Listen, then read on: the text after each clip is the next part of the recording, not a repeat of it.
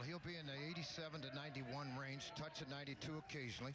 Throws across the body, so what a meaning is you're going to have kind of a crossfire effect on right-handers, so that makes it a little more difficult for them to pick the ball up. Don't expect Kettler to go a long way today. He went 7 innings against Kansas back on Thursday and got the win. Gave up just 1 run to the Jayhawks on that day. But a lot of arms available for Baylor. Guys who are rested.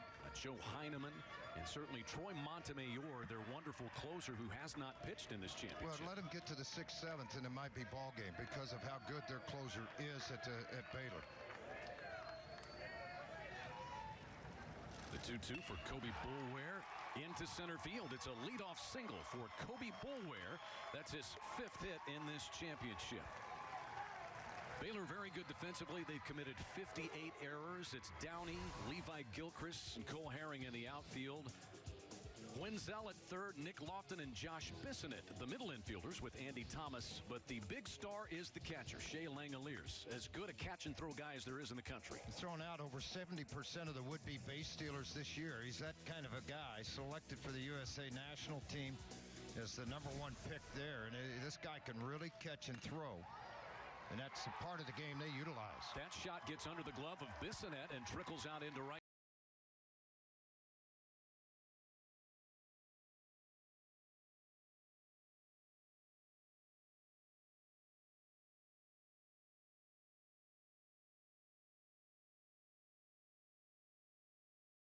Probably have the double play, a long stride to reach out and get to the baseball, shot off of the glove, and an error committed by Baylor.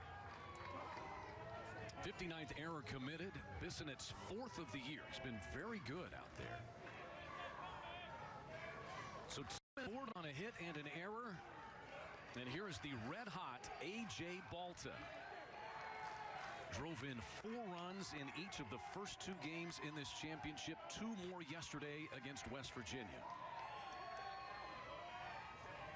Somebody needed to pick up the slack from Luken Baker, and this guy has done that. Luken Baker, the All-American TCU Horned Frog, who is injured, season ending early for the 2nd straight season. Get a chance to see him later on. Jessica Cootie's down there. Visit with Luken on how things have gone for him in his recovery from a leg injury. 0-1 to Balta. Pulled to first, knocked down by Andy Thomas. Low throw to second base, but Lofton digs it out. And a forced play at second for out #1 with runners at the corners. Quick reaction.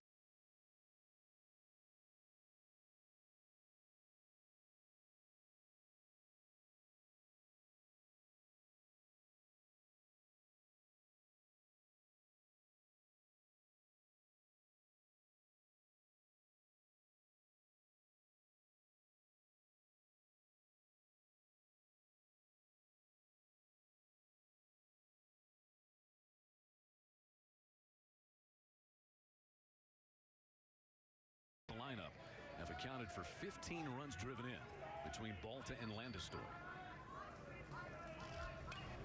And a very smart play by Thomas because you keep the double play in order. If he gets the play at first, you got 2nd, 3rd, 1 out, fly ball, ground ball, depending on how Baylor would play it. Scores a run early in this game. But now you get a ball on the ground, you got a chance to get out of the inning. This is a veteran senior, Michael Landistore. He's been on 3 College World Series teams, but a much larger contributor on this year's squad with the injury to Luken Baker. And it's 1-1 to Landistore. Redshirt senior, Santo Domingo, Dominican Republic. That's a nice story. A young man coming out of the Dominican Republic, TCU, dad a longtime big leaguer.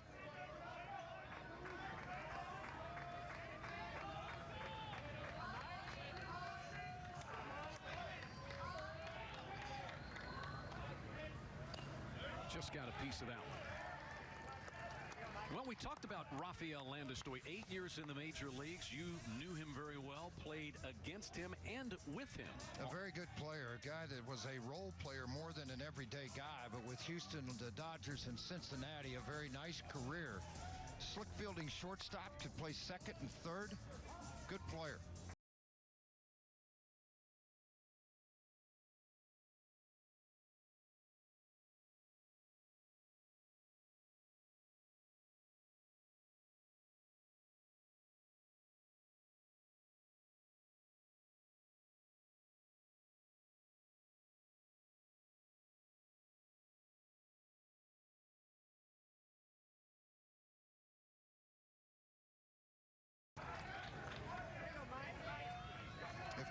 professional opportunity comes for him to be able to extend his playing career, I'm sure he'll take advantage of that with the Pirates totally understanding.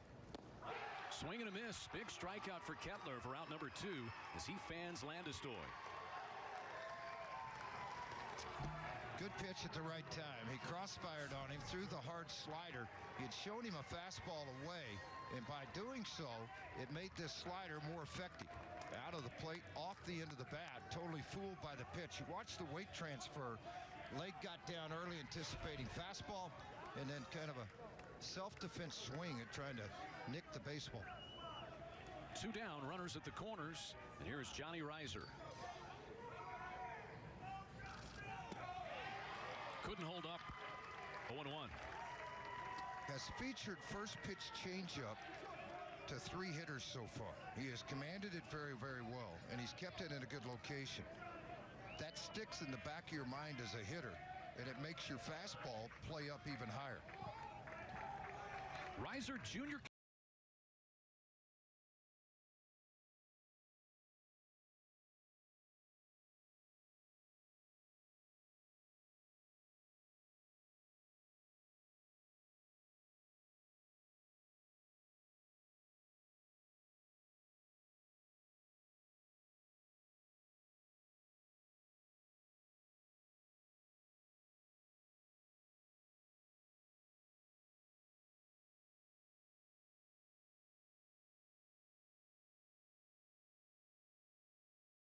today. Well, they've been impressive with the bats. That's a nice cutter on the outside half of the plate, where for a right-handed hitter, you give up on it thinking it's going to sink because it's a left-hander, but then it cuts at that last second, picks up the strike zone. Nick Lofton, second team All Big 12. He was on the Big 12 All-Freshman team, and he rolls this one foul. A comparison for me for Halen Green is a Dallas Keuchel type guy. He's going to sink it away. He's going to cut it. He's going to throw a slider on your back foot. He's going to depend on his defense. A midweek starter. He only had 4 starts during the entire year, mostly out of the bullpen. They thought they might start Lodolo. I think you may see him out of the bullpen. Chopper toward the shortstop, Oviedo. Pulls Wanhanen off the bag, and Wanhanen can't apply the slap tag. And an early error against that young TCU up-the-middle defense. Tough to make this type of an error, particularly when you get the everyday play. I understand they're throwing wild, but you have plenty of time to get your feet underneath you to make that throw, and it's so wide, no chance for Wanhanen to catch the baseball and apply the tag.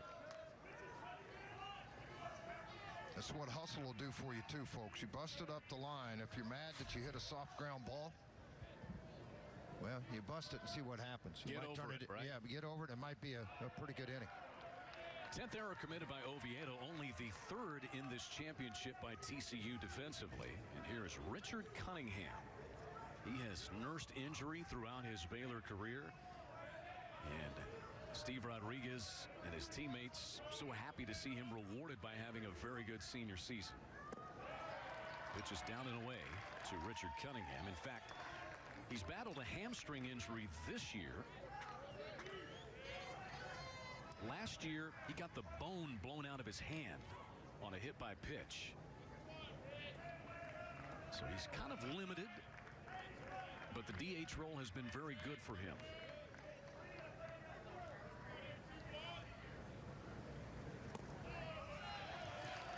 Three balls and no strikes. Just missing with the cutter off the outer half of the plate. Very good eye at the plate.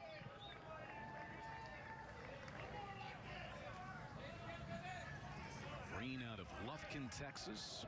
Opponents batting under 200 against him this season. And there's ball 4. 4-pitch walk to Richard Cunningham following the error here in the first.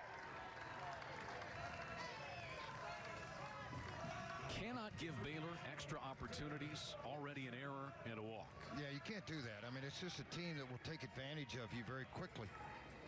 Kurt Sarlos is the pitching coach, a longtime major leaguer, has been there for 3 or 4 years now and been very successful with this staff.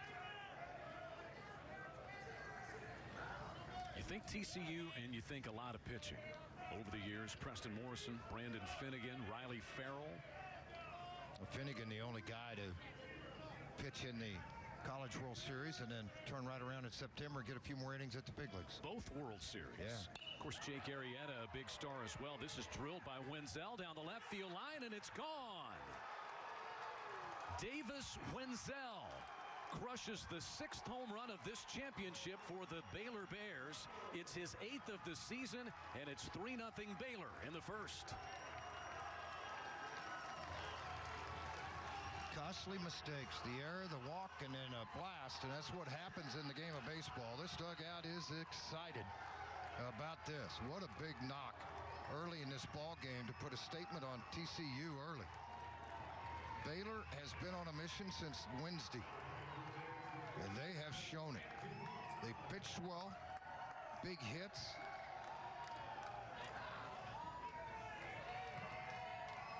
Wenzel had only 1 hit in this championship prior to that. A big hit. Number 2 was a big one. Yes, it was. A tone setter, if you will. And here's Andy Thomas.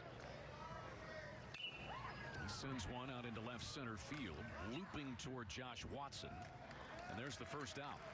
One more look at the home run. And remember, you got left on right, trying to put the ball down and in on him. That ball stayed out over the middle of the plate, and you let a very strong man get extended. Lower half drive, full swing. The dugout knew it the minute it left the bat as they came to the top step, and this ball traveled over the left field fence. Boy, some energy over in that dugout now. But you're right. 9 runs per game in winning 21 of their last 24. And it's not just been one guy. It's all the way up and down their lineup. Has hit over 300. They've hit home runs. They've driven in runs.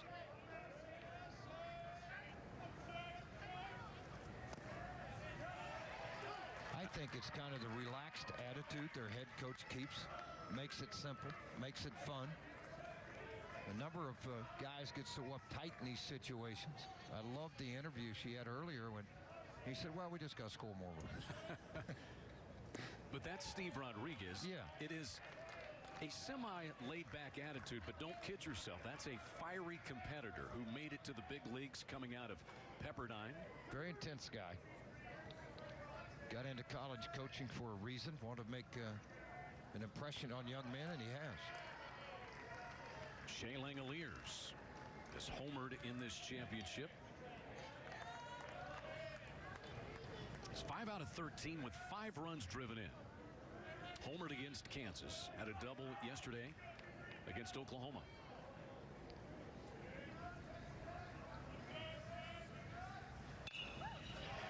And a base hit to left with one away for Shea Langoliers, his 6th hit of the championship. The home run against Kansas for Langoliers. Well, off the left-hander, this ball got out in a hurry. More of a line shot, and if you want to call it a wall scraper, call it what you want, but it's 3-0 Baylor Bears. And they may not be done yet. Davion Downey to the plate. I'll throw a name at you, Grizzly Adams. That's what he looks like in the dugout. He's got kind of a Justin Turner look. Yeah. Only without the red hair. And there's a lot of impressions big league guys make that they don't understand or see as it falls down and trickles into the college and high school level. The hair is a big thing now. As my wife says, it's the flow. The flow. The flow of success. It's got great flow. Yeah, great flow. Jake Eisler is loosening out in the bullpen for the Horned Frogs. We just can't let it go too far. That's the biggest thing right now. If you're Schlossnagle, you've got to get a guy going, get it loose. You don't want this inning to turn into a 5 or 6 run inning. Swing and a miss here. 1-2 to Davion Downey, 277 hitter. He's hit 3 home runs this season.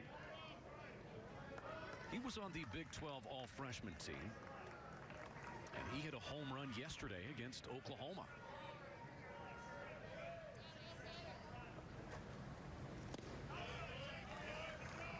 Counts all square. An error and a walk and a blast from Davis Wenzel. And a 3-0 Baylor lead.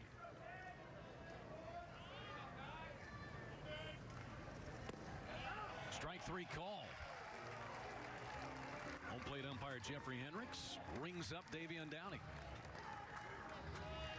He had tried to wear out the outside corner to get that strike three called. He finally got one here on a cutter. Outside part of the plate, go flat slider, whichever one you want to call it. And he got the call, and a nice job by Humphreys to hold the ball in the strike zone. And here is Cole Herring.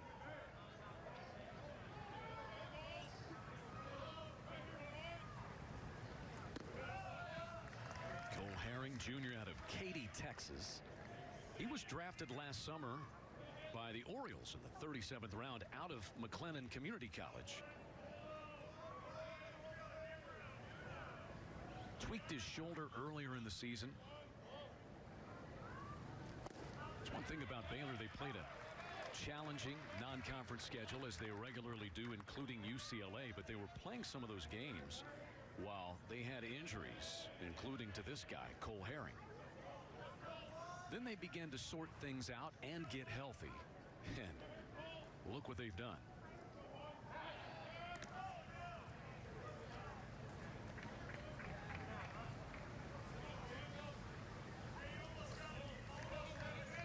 Bears do not run as much as do the Horned Frogs. TCU's upwards of 80-plus stolen bases. Baylor has stolen only 33 as a team, but nobody runs against them.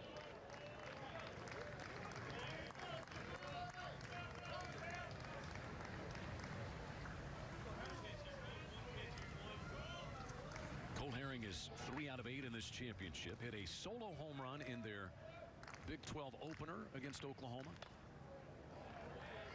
2-2 on it. Late moving cutter got in on the hands.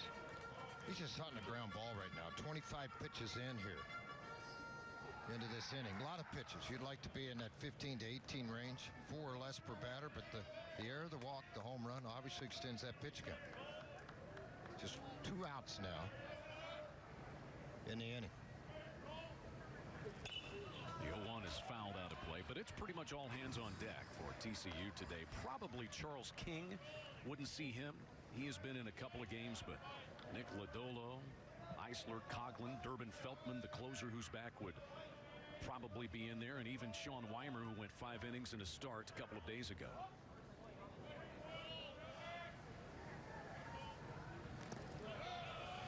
There's ball 3.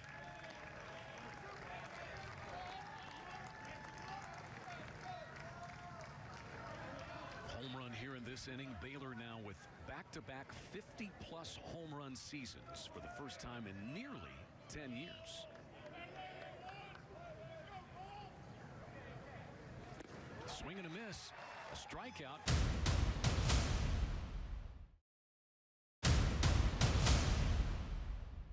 And Cody, as a pitcher, you can't ask for a much better start from your bats right there. How much confidence does that give a pitcher running out there on the mound on a start like that? I think Hayden's super relaxed right now. I think he's just looking at him. He's got the confidence to come out and shut it down. I mean, you put up a 3 spot in the first inning. That's huge. Lets him just go out there and throw strikes. Well, we just saw a bunch of highlights from you on Wednesday. You got this whole run started, a big outing, 7 2/3 scoreless innings, 11 strikeouts. How important was it for you to set the tone for this team? I mean, we had to. It's a big tournament, and we've been playing good baseball. And Coach Rod before the tournament just said, hey, the first game's no different. We want to win every single game, so come out and set the tone the first game. Just get momentum in our favor. It's huge. And the very first Baylor Bear ever to win Big 12 Pitcher of the Year. You think about historically one of the best conferences in baseball each and every year. What did that mean to you to be the first Baylor pitcher to win that award? I'm honored. I mean, I couldn't have dreamed something like that back in high school or when I was younger. I would have never dreamed that. So the Lord's been great, and I mean, he gave us a great day to play today. And I'm super excited to be out here, super excited to grab the award and just play Baylor baseball. And following your freshman year, you put in a lot of work to get to this point. What kind of went into getting you to be the best pitcher in this conference? I had to stay home last summer. I didn't go out and play summer ball. Last year I had a couple okay starts, quality starts. Most of them were mediocre. So this summer I came out and did a lot of strength and conditioning, a lot of lower body squats, worked on upper body strength, and that way later in the season I still have the stuff that I had at the beginning of the season, and that's paid off huge this year. And you ate a bunch, right? Oh, I ate everything I get my hands on. It didn't matter if it was grilled chicken with high protein or if it was ice cream with some dairy. I just needed the weight. So Awesome. Well, we appreciate your time. Congratulations on a great season. appreciate it. Thank you, ma'am. Chad, back up to you. All right, thank you, Jessica. Thanks, Cody, as well. Eating everything I get my hands on in lower body squats. That sounds like George Frazier's regimen. Peanut butter balls. You need to talk to him about that. You're in love with those things. You like a lot of protein. 25 a game. That's right. Well, he's had a terrific year. One of the great arms in the Big 12 Conference. This one is driven to the left by Humphreys, and Davion Downey initially came in, backed up, made the play, one gone. I kind of laughed when they said I ate everything I could get my hands on. I'm thinking, what other 18, 19-year-old doesn't eat everything to get your hands on? Yeah, you've had a couple of boys that age, and it's hard to keep the shelves stocked with groceries. Hey, just drive down Restaurant Row and stop at Ever Drive-In. Sure. You'll be full. We'll be all right. That's right. Well, that's something Steve Rodriguez has been big on, though. Nutrition, diet, all those sorts of things, and changing the body structure of a lot of these Baylor players since he took over 3 years ago. Connor Von Hanen, the batter. 6'2" senior, Flower Mound, Texas.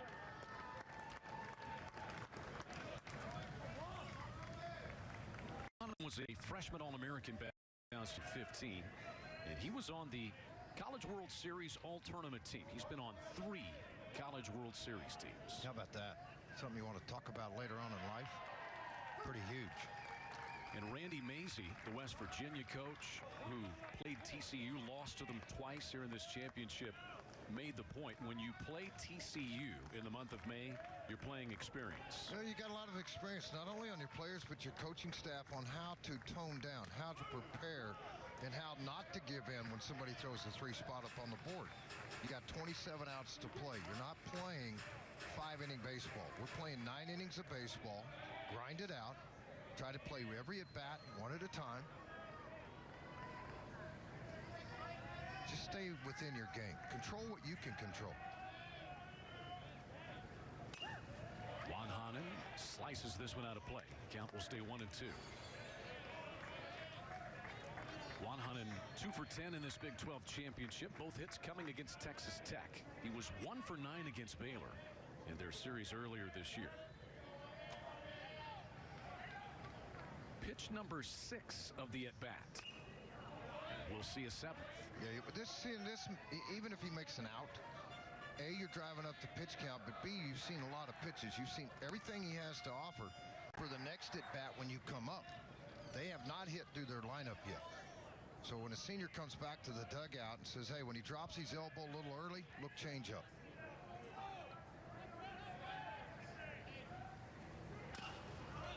Von Hanen spoils another one. These teams played their 3-game series in Waco this year, April 20th through the 22nd. Baylor got a sweep. And Jessica just talked to Cody Bradford, who in the opener of that series threw a complete game, 1 hitter with 10 strikeouts. That'll set the tone for a weekend. It will very quickly. Well, the whole TCU club changed when Luke Baker got hurt again. Driven toward right center field. Gilcrease races back, looks up, and this one is out of here. It's gone. A deep home run by Connor Von Hanen. That gets TCU right back into this thing, as long a ball as we've seen hit this week. The guy that had only hit 1 home run coming into this, a line drive doubles first baseman, not potentially a lot of power, but he did it here, and that'll get their dugout off their feet and get them excited again. One more look at this pitch out of the center field camera in slow motion. A beautiful job of doing this. And this is what left-handers want. They want the ball down and in. You can drop the hammer, as they would say, and use that leverage and that force to drive the ball. Typically, a ball like that is pulled. Instead, he took it dead center. Von Hanen had struggled against Baylor pitching this season. That makes him 1 for 9. You can tell from the broadcast booth in the stands, when you see your center field run hard and give up, pretty much you have to have a ticket to pick that one up.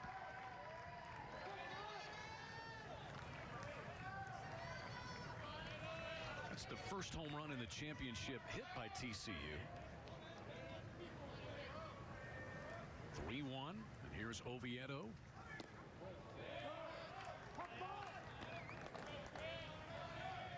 Told you about what Bradford did in the series between these teams. Kettler was pretty good in game number 2 of that one.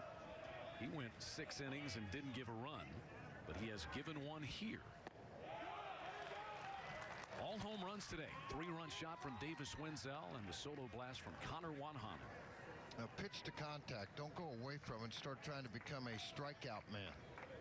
You had an 0-2 count. You worked it back to 1-2. Let your defense do the job for you.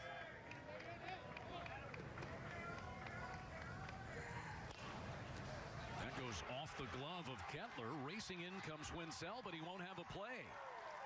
Adam Oviedo reaches base safely, as Kettler couldn't quite come up with it. There's so much emphasis on really accelerating the arm at the top of the arc, so it'll take your momentum off to one side or the other on your follow-through. Watch the follow-through, and as he falls to the first base side, very off balance, legs crossed, so it's going to be difficult to be able to make a play on the baseball. As a result, you have a base hit and a runner at first, and only one out so far in the inning. And that ball was hit hard.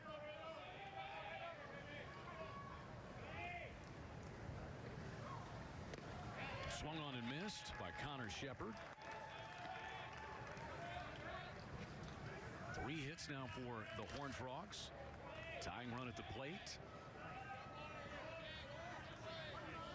Shepard a little bit of pop. 7 home runs on the year. He hit 3 home runs in the final 5 games of the regular season. Came through Mount San Antonio College. Started his college career at Florida International, where he redshirted in 2016. Then the junior college year a year ago.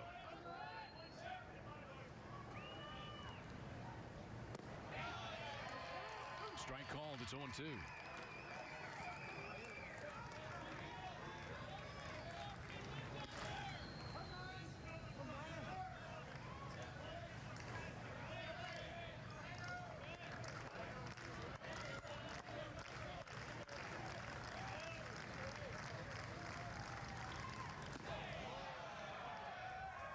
Up and in to Shepard. A ball and 2 strikes. Another look at the pitch, way off for a guy that typically works in the bottom half of the strike zone. But this ball very high and unhittable. It's Jimmy Winston, right-hander, getting warm. Won't take long on this 90-degree day. Well, it just tells you too, boy, I tell you what, slip at first almost had him. This tells you what Steve Rodriguez sees in his pitcher. Here's the snap throw over to first, a little hesitation. He almost picked him off.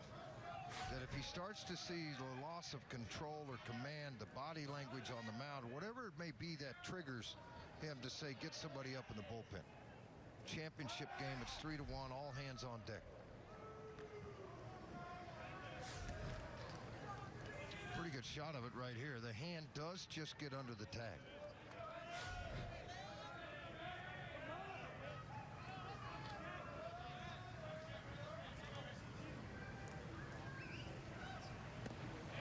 And 2 strikes now to Connor Shepard. The top of the order, Kobe Boulware, who had a base hit his first time, waits in the on-deck circle.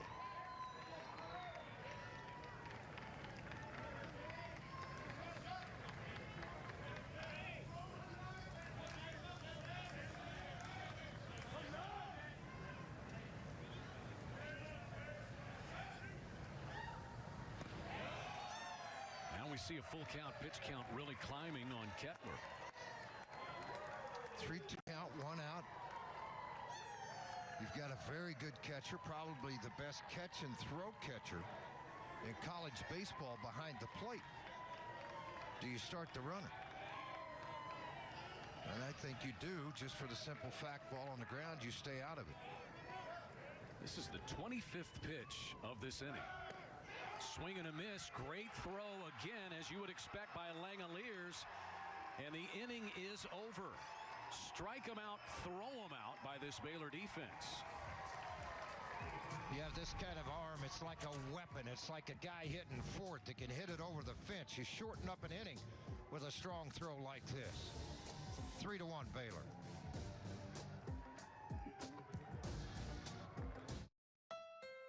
Save big during Honda's Memorial Day sales event. Hondas cost up to $4,240 less than the competition. Honda, I like it. Get Memorial Day savings now through month end on every new Honda. Drive Civics, $189 a month. Accords, $249 a month. CRVs, $259 a month. Or save thousands with 0.9% for up to 60 months. Don't miss the Memorial Day sales event through month end at your Valley Honda dealers. Oh yeah, I like it.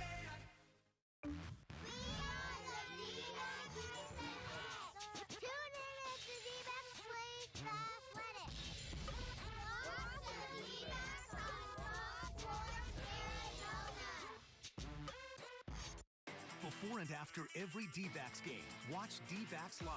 Our crew will give you the most up-to-date information and break it all down for you. Catch D-backs Live right here on your home for the D-backs. Fox Sports Arizona.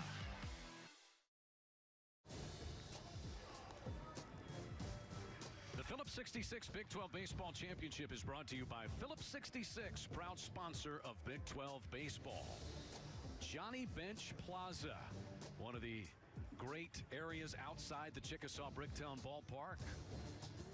And speaking of great catchers, Shea Langoliers has been fantastic this season. He has now thrown out 23 of 33 would-be base stealers. And he adds to his totals right now. This is a changeup that had late spin on it as he comes directly out. Watch his feet shift underneath. Very good. Great hand exchange to the baseball. And what makes him really good is his accuracy with throwing the baseball. It is tremendous accuracy going to second base, right over the top of the bag. Extremely strong arm.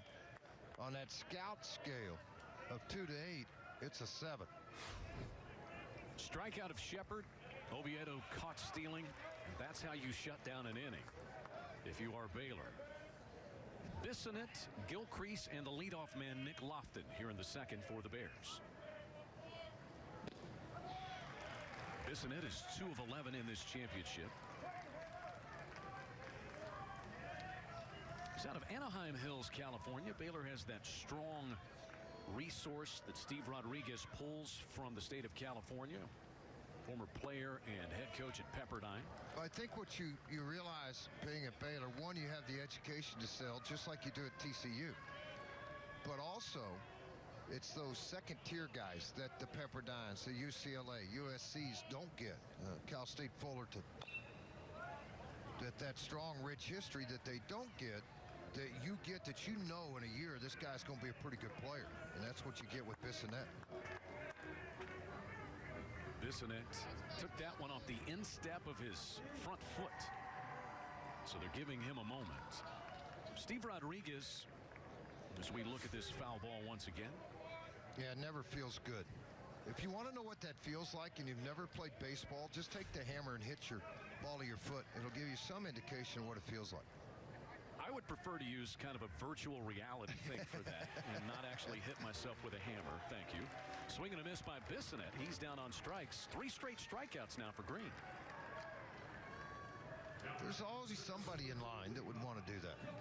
Another look at the pitch coming out of the hand, and it's very good. As you can see, this hard slider, very tight to rotation. Starts away too good to take, but then it disappears out of the strike zone. I call those back foot sliders. Very difficult for right-handers to hit against left-handed pitching. Here's Levi Gilcrease, 241 hitter on the season, has 1 hit in this championship, has driven in a pair of runs.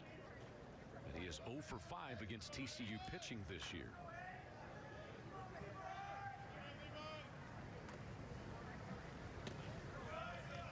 Three to 1 Baylor. They got a 3-run home run in the first from Davis Winsell.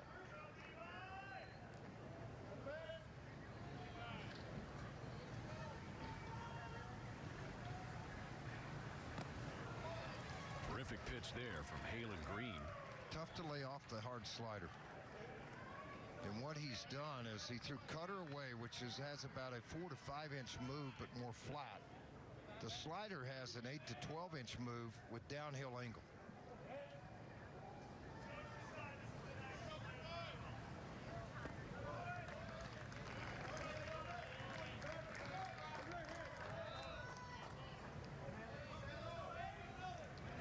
3 strikeouts today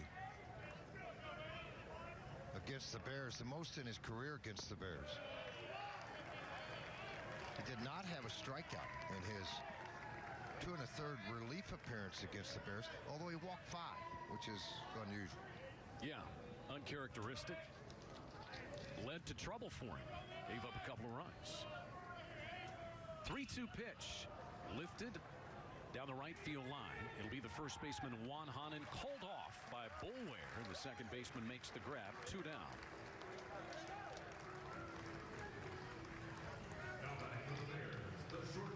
Communication here, George. Very much so, but it's the second baseman's angle that's so much better than a first baseman running back. And as a second baseman, you go to the baseball till you hear the outfielder call you off, and obviously he didn't and was able to make the play much easier than the other 2 fielders. Back to the top of the order for Lofton. Remember, he was safe on an error, and Cunningham walked ahead of the Wenzel home run.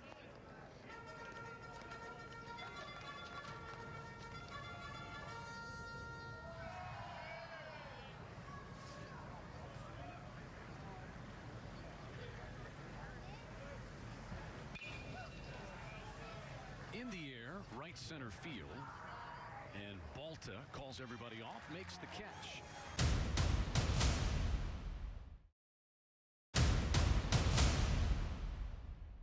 Welcome back to the Bricktown Ballpark as TCU and Baylor head into the 3rd inning. And the hero of the TCU championship back 2 years ago was Luken Baker. What a week you had here. You hit the go-ahead run in that championship game, and then your team goes on that remarkable run all the way to the World Series.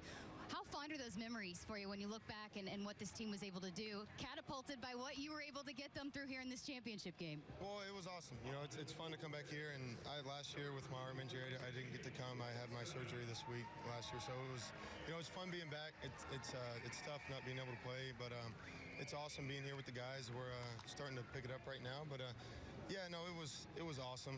And you know, I don't get that bad if Josh Watson and Dane Steinhagen and Ryan Merrill don't drive the run in the 9th. So it was a lot of fun. You know, a game we were up 9-0, then they went up 10-9 in a freak show type of deal. But no, it was a really fun run, and it was a cool way to get the postseason started for sure. And this program, tradition-rich, you guys performed very well in the postseason. But this team, a lot of newcomers on this team. You yourself have been in more of a leadership role this season. What kind of advice have you given this team as you guys have moved into this postseason? You mentioned have started putting things together right now. Trusting the process. You know, a lot of new guys, like you said, just trying to figure out how to, you know, submerge into the culture. And it took a little bit longer than it has in years past, definitely. But in this tournament, I guess we're starting to figure it out. Guys are doing what they need to do and trusting the things that we've worked on all year. That's really all it is. And after you went down with the injury, you've had a number of teammates that have kind of stepped up to help fill that void. What can you say about, you know, the performances of guys like A.J. Balter and Connor Wanhanen and how they've helped fill the void of your bat? Oh, they've been awesome, and especially AJ and Mike in the middle, and then Wani picking it up at the end. It's a lot of fun to watch, especially, you know, being around the guys all year, and it's you know, you love seeing them succeed, and you know, it's especially AJ Balta. He's really turned it on, and he's, in my opinion, why we're still in it. And give us an update on your status. How you doing? I'm doing well. You know, the bone sealing, supposed to be out of the boot next week, and walking and running around, and from then it's basically just how strong I can get, how fast. So if we can keep things up, who knows? Well, we look forward to seeing you heal and getting back out here on the baseball field. Thanks for your time. We appreciate it. Well, thank you very much. All right, guys, back up to you. Thank you, Jessica. Thanks to Luken as well, the most outstanding player of the 2016 Phillips 66 Big 12 Championship. That home run he hit was in the top of the 10th inning, and it was the eventual game winner that you saw against West Virginia. Luken Baker last season, you heard him talking about the arm injury on a tag play at first base. He was playing first base. At the University of Oklahoma, Right. it happened, and he ended up having what was basically Tommy John on his arm. This year, a leg injury sliding into second base against Abilene Christian cut that season short. But certainly one of the brightest stars in college baseball. He is, and you hate to have the injuries because there's fans far and wide that talk about this young man and what he can do. He was 95 on the mound before he got hurt. Yeah. As a freshman. And I remember coming here, they said, we're not going to put him on the mound. We're going to keep him off the mound as a freshman. We'll visit it again next year in the fall and see how it works from there.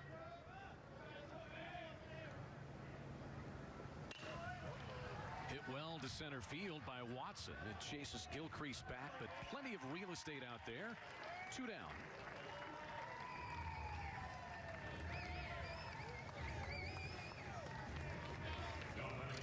So to the bullpen have gone the Bears, and you see the new right-hander, Jimmy Winston. He was loosening in the pen during that last inning. He enters the game. And Hayden Kettler goes 2 innings this afternoon. Well, it's just something they didn't like what they saw. We'll make a change. We'll go straight to the bullpen and try to use a little bit of a power arm here. 88, 91 miles an hour. Mixes in a slider. Occasional changeup. A.J. Balta grounded to first base his first time. He of the 10 runs batted in this Big 12 championship.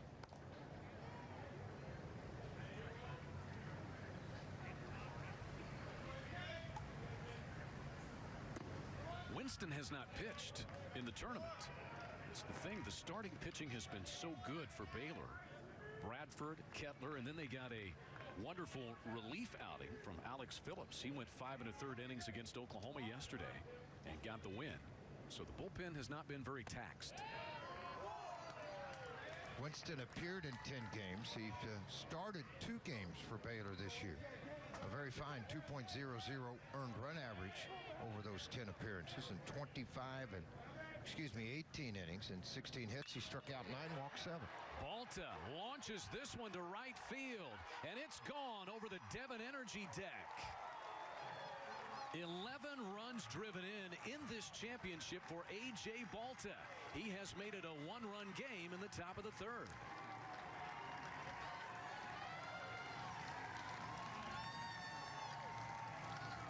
Yesterday he hit it off the face of the deck of the Devon Energy, and he thought, let me just give it another shot to see if I can get out of here.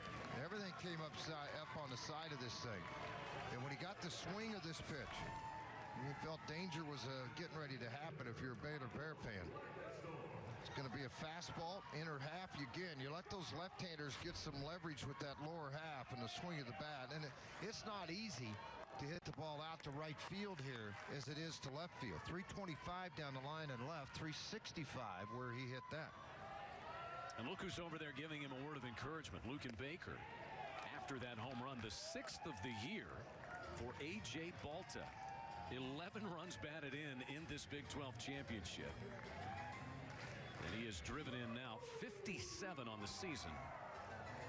One more look at the home run. You'll see it in real speed in the flight of this ball. They got out of here fairly quick up on the second row of the seats up there, and it bounced out into the fun area for the kids.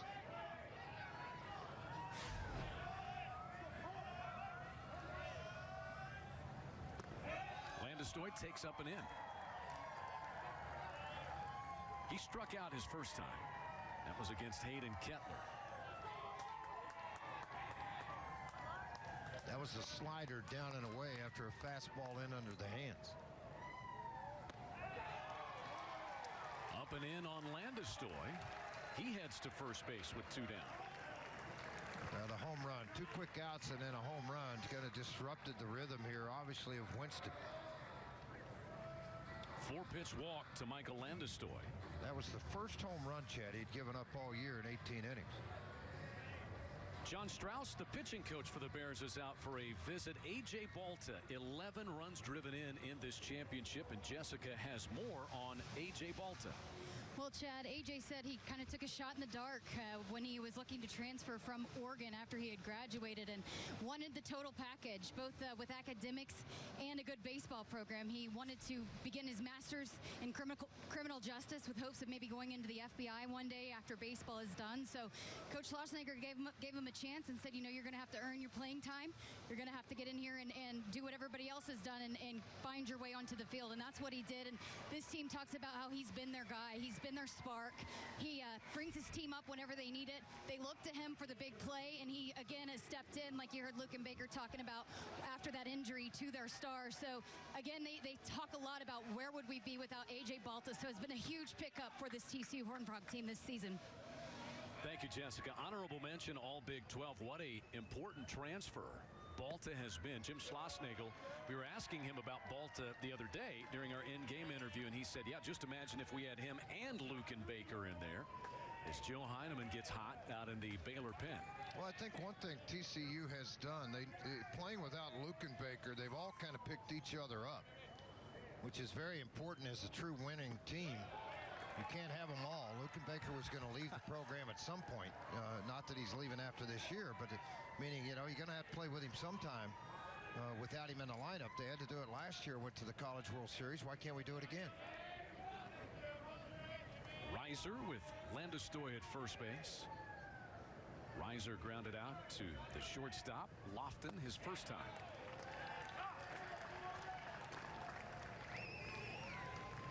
Reiser missed 5 or 6 weeks with an injury earlier this season. As a freshman, he played 21 games at Louisiana Lafayette and then went to Blinn College, where he clubbed 11 home runs a season ago.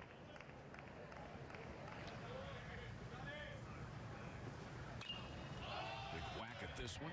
Shoots it foul, third base side, and just out of reach of the third baseman, Davis Wenzel, trying to lean over the ledge of the dugout. What a great ballpark this is. It has held up so well, over 20 years old, but looks like it was built just a year or two ago.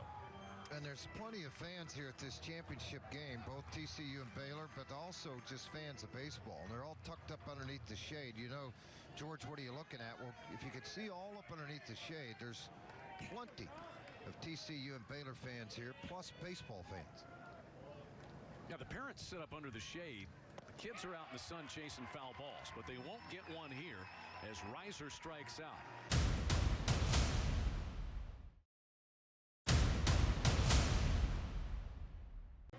And Richard Cunningham, who walked and scored on Wenzel's home run in the first, leads off against Green.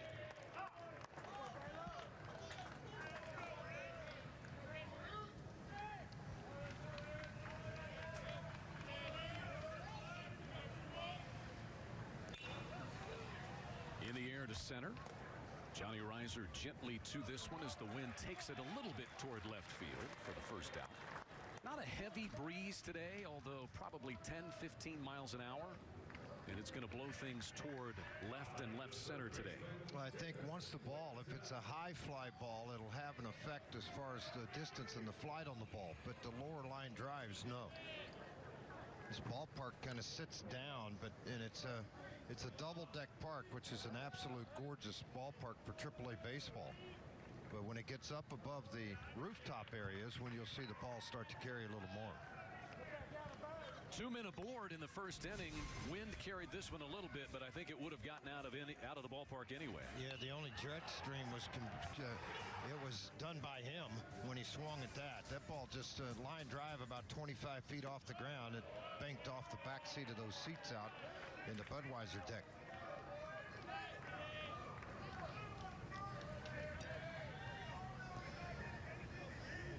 Wenzel, 8 home runs on the season, .317 hitter.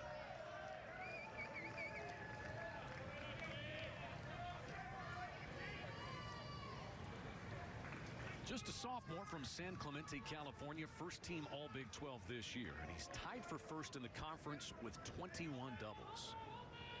A strong man. And he's a guy, speaking of that Steve Rodriguez credits the strength and conditioning and nutrition that he has gotten since he came to Waco. That and the hair that's made him a stronger guy. Think about it. What do kids like to do? They like to do things that that they're good at. Play video games. Well, right? that they're good at. Is that swinging the bat? Is that taking ground balls? Something they're not good at, which is maybe taking care of the body, hitting the weight room, putting on 15 to 20 more pounds from the time you arrived, and let Mother Nature take part of that course. And you turn in from those 21 doubles, eventually you're going to turn into 10 to 15 home runs with continued work in the weight room. Played all over the field as a freshman. Has settled in down at third base this year, and he's been on base twice in this game. Here's Andy Thomas. Thomas hit a fly ball to the left fielder Josh Watson his first time.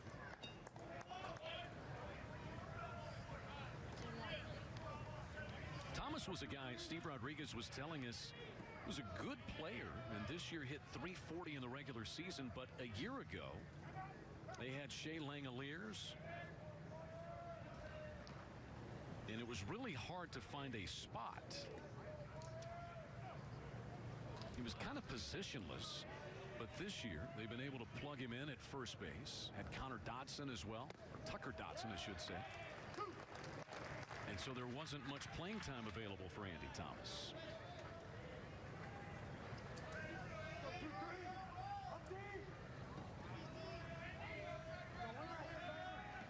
Dangerous part of the lineup here. Langoliers lurking on deck. Green's 0-2 pitch.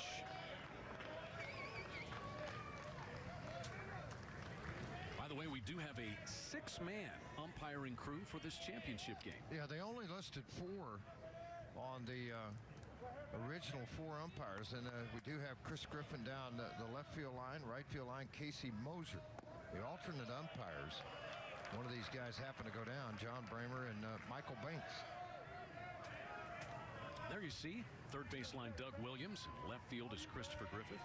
They get it right most of the time. They do. Now you got 6 eyes, 12 eyes watching it. They'll get it right. Excellent use of the multiplication table by Was you that right good? there. Yeah, 6 eyes times 2 is 12. And if they wear glasses, that's I'm just kidding. That's too much math. I know.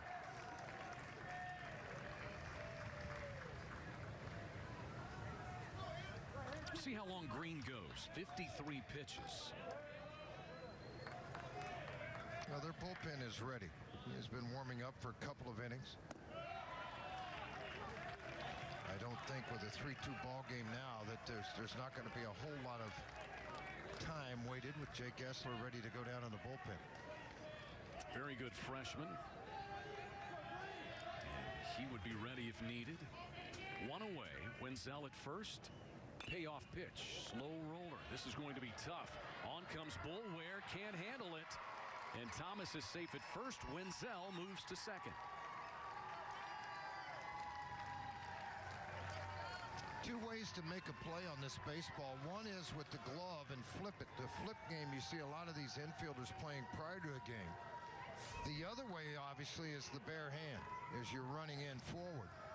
He's going to try to do a glove-to-hand exchange and just never got a grip on the baseball. You can see it now as he runs in after this ball. He's going to go glove and then try to flip it with the bare hand. It just comes up short.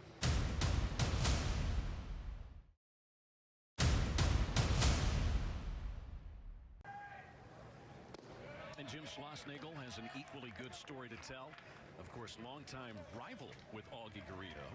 But 2015, as we show you Jake Eisler's number.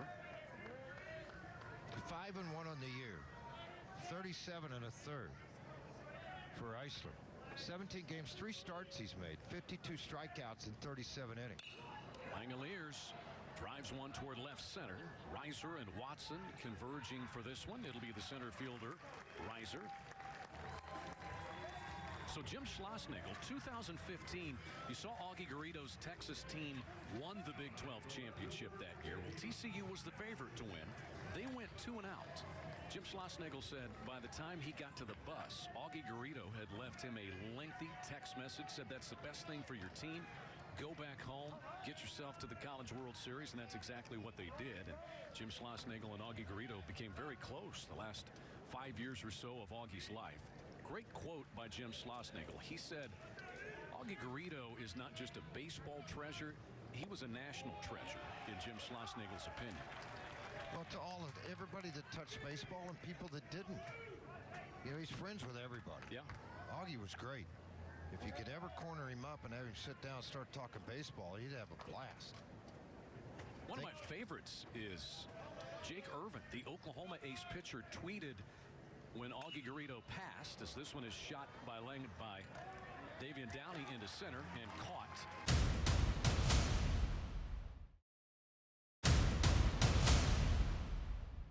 Ball game. Zach Humphreys flied out to the left fielder Davian Downey his first time. Johnny bench, it's funny, but one of the few times I ever hit, 78, I walked up to home plate and I said, "Okay, how you doing?" He goes, "Hey, you from Oklahoma?" I said, "Yeah." And he goes, "All right, all fastballs."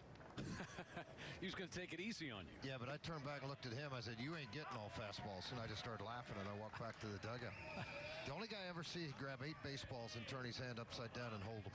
Mitt had Huge hands. paws. Johnny Huge Mitt. Almost didn't need a catcher's mitt.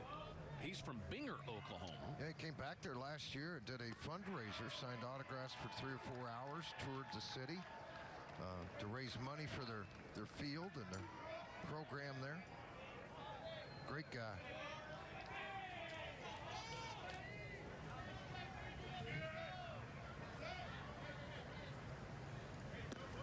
Two and two on Zach Humphreys.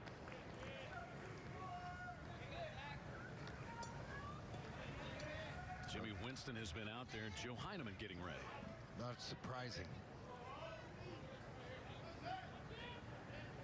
Heineman part of the old guys group out in that bullpen. There's strike 3 to Humphreys. Now, part of this whole plan coming in, the guy gets on, get hot. This is what we got to do. And then all of a sudden, he drops off a very good breaking ball. Couldn't hold up on it. Gets the strikeout to start this inning. Zach Humphreys. Connor Wanhanen back up there.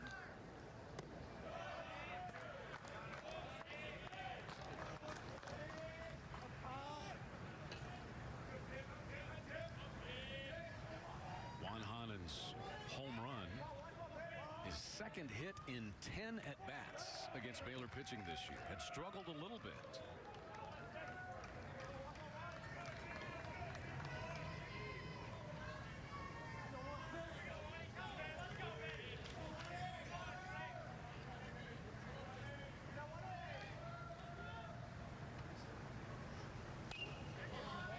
This one foul. Nobody aboard. Back into second when Wanhanen did this. Yeah, he got after this. Fastball down and in, and just turned the bat, dropped the hammer, and see you later. Dead center field, halfway up the grass hill in center field. Kind of rejuvenated their dugout. Got them fired up. They were down 3-0 at the time. Top of the second, a solo shot. Top of the third, solo shot. And it's a 1-run ball game all of a sudden. 3 home runs hit in this game. 2 by the Horned Frogs, 1 by the Bears. Full count here on Connor Wanhanen. The shortstop Adam Oviedo is on deck. TCU closed the season in a flurry. They won 11 of 13 games, but then they ran into Texas final weekend of the regular season. 2 of the games were close, but they lost all 3 of them. As this one is hit on a hop, knocked down by Bissonnette. He will throw out Wanhanen. George, we've talked all week long. We feel like they should be in the NCAA tournament regardless of what happens. Super difficult non-conference schedule included USC, Vanderbilt, and Rice. They really only have 1 loss that's a bad one to Abilene Christian, but that's the game where Luken Baker got hurt. Well, here's the other thing for me. If they would have come in and lost 2, they're out. They have no chance. But to win 3 games, be in this championship game, to me, they deserve to be in. Yeah, I agree. I think there will be 6 teams get in from the Big 12. If West Virginia had gotten to the championship game and been able to win it, they would have gotten in. But now with the 6 teams, West Virginia and Kansas being the 2 out, the 6 are deserving to be in the NCAA regional and see what happens from there. Yeah, you can certainly make the case. Oklahoma got to be in. Baylor's in. Texas and Texas Tech are in. Oklahoma State finished second in the number 2 RPI league in the country. End of story. They've got an RPI in the top 40 as well. Don't overthink it. Well, you start to overthink and you wonder how many of those independents are out there. There's going to be 9 or 10 teams out there that are in that same range with you that maybe made a jump up versus a jump down.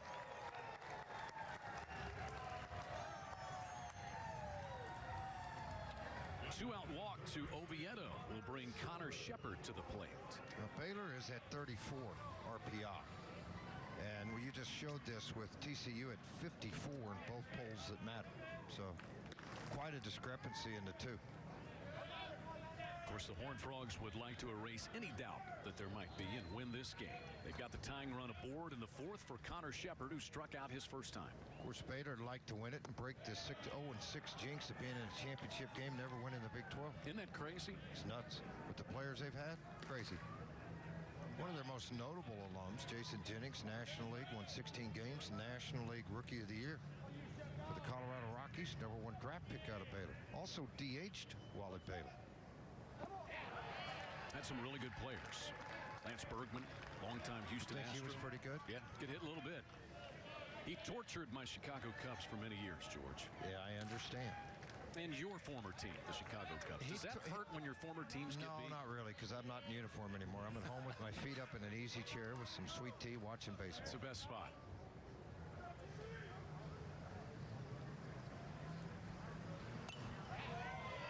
Two now on Connor Shepard. Leadoff man, Kobe Boulware on deck.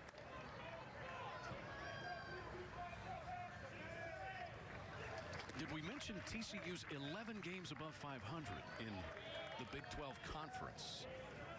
Young guy got a souvenir. That's a good Memorial Day weekend present to get at the ballpark.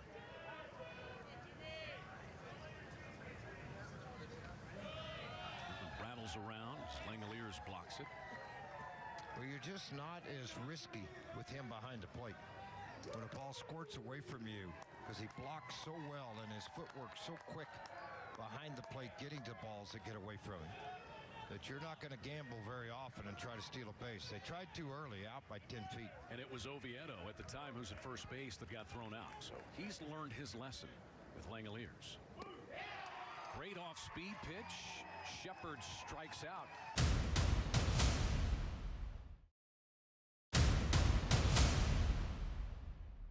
You're too big to fit in the bouncy Well, I booth. got caught, and they told me I had to get out. So that was you in there knocking over 6-year-old kids in the bouncy. No, there wasn't anybody here. I just snuck into it. Lower third of the order here for the Bears. Herring, Bissonette, and Gilcrease. There's the bouncy booth out there. Fortunately, after George's run in there, one of them, I think, got popped, but they've gotten it aired back up from George. He threatened to light the fireworks back on Friday night, but we kept him away from that as well. Just don't let you have fun like you did when I played.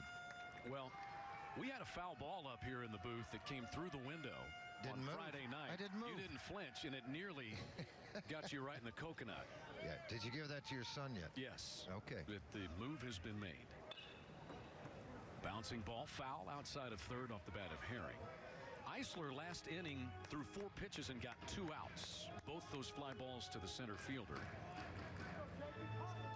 And so an economy of pitches. Green threw 55 pitches, 32 of those for strikes. He was 10 of 13 first pitch strikes. A lot of bats were extended through a lot of foul balls. 1-2 now to Herring, who struck out his first time. Herring had tweaked his shoulder earlier in the season, got back into the lineup. He was ill yesterday, under the weather, and didn't play. That won't make him feel very good. Herring strikes out for the second time. Let's check in down on the field with Jessica. Well, Chad, stepping up to the plate. You'll like this story, by the way. Josh Bissonette is actually a self-taught DJ, and he comes from a very musically inclined family. He loves music, and he actually makes his own walk-up songs, produces his own walk-up songs. And, you know, he said he's always been interested in making music. He sings a little bit. He plays the drums, and works on music a lot of times during his free time. Long bus rides, he's got his headphones on, producing music, and he said whenever baseball is over, he definitely wants to be in the music industry, working at a studio or producing music. But that's your guy right there, Chad. You're a musical guy too. Yeah, absolutely. I wonder what his style is. Chad loves to dance. We could make that happen. A self-taught DJ. And you dance? With my dancing, sure. Dancing with Chad. Doesn't sound like anything I want to watch. No, strike one on the breaking ball. Levi Gilcrease with 2 down. Gilcrease popped up to Kobe Boulware his first time. That's 4 in a row retired by Eisler coming out of the bullpen.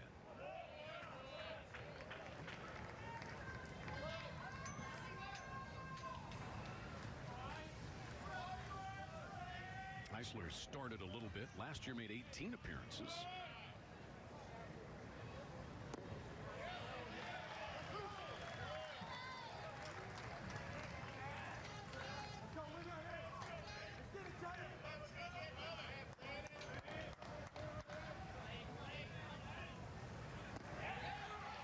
Strike 3 call. A 1-2-3 fourth inning with 2 strikeouts.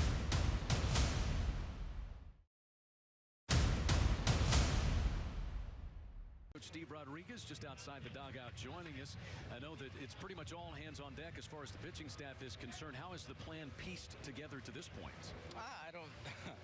the plan is always a plan until, like, what was it Mike Tyson saying? It's always until a plan until you get punched in the face, and then all of a sudden you just got to figure it out. And so, no, TCU's done a good job. I mean, it's a little bit windier day than we've had here this whole week, and you got some balls up there. And Balta, I think he maybe turned the wind around a little bit on that one, but. As of right now, it's kind of following right to game plan in regards to being able to get to our bullpen. Well, Wenzel did a pretty nice job of making you happy in the first inning. He just did a good job, you know, kind of struggling throwing strikes early and kind of reluctant to go ahead and to give him a take there after he walks the guy. He's a guy that can literally change a game in one swing. So I just said, hey, go ahead and if you get a pitch, take it, and he did. You've hit 6 home runs here in this championship, Coach. It's been fun to watch. We'll let you get back to it. All right, guys. Thank you so much for everything you've done this week. Absolutely. We have enjoyed watching the Baylor Bears and the 2017 Big 12 Conference Coach of the Year, Steve Rodriguez. Joe Heineman coming out of the bullpen now. He's another one of those seniors that they can run out there. They call them the old guys, selfless leaders, and Heineman's a big part. I think Graybeard's is a better name. Graybeard's, you like that Graybeard's a little better name, but this Graybeard's been pretty good all year long. 214 earned run average in 19 innings, 19 ball games, 21 innings pitched. He's punched out 27 and walked just 5. It's hopefully their hopes is you carry us a couple of innings out of this bullpen. He is a strike thrower. And all of these seniors out of the bullpen have nicknames. Heineman is the magician. That's what John Strauss, the pitching coach, calls him for his ability to get out of difficult situations when they bring him in. Not so difficult with the bases empty, but is facing the top of the lineup, Kobe Boulware. Boulware singled in the first, rounded back to the pitcher in the third. It's a good feeling when you know you have these type of pitchers you can go to in your bullpen that have 3.5, 4 years of experience to come in and pitch and try to win a ball game of this magnitude. He has started out 2 breaking balls. He came back with a changeup at 81 miles an hour.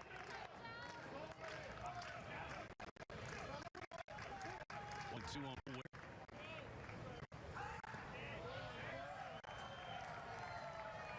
That one bounces up. Langoliers has to pop up and flip it to Heineman. Well, throw a lot of split fingers. That's that ball diving straight down in the ground. And it's a good pitch for him, along with a straight change also to go with it. Anybody that relies on the off speed, it makes the fastball play up much better. 3-2 now. Pretty good pitch here. The one thing that happens, watch Langoliers. Up high, drops low to try to keep the ball. So an umpire sees that elevation change instead of having a more quiet body behind home plate with nobody on. In the air to straightaway center field for Levi Gilchrist. Barely has to move a step to retire Boulware for the first out here in the 5th inning.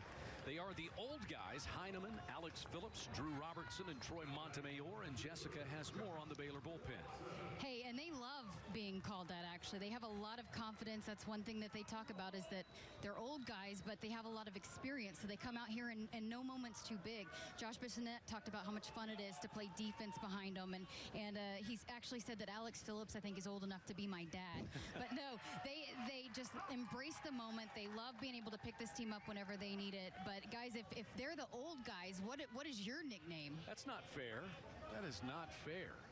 The AARP committee is what we are. Well, I've always been called Lumpy.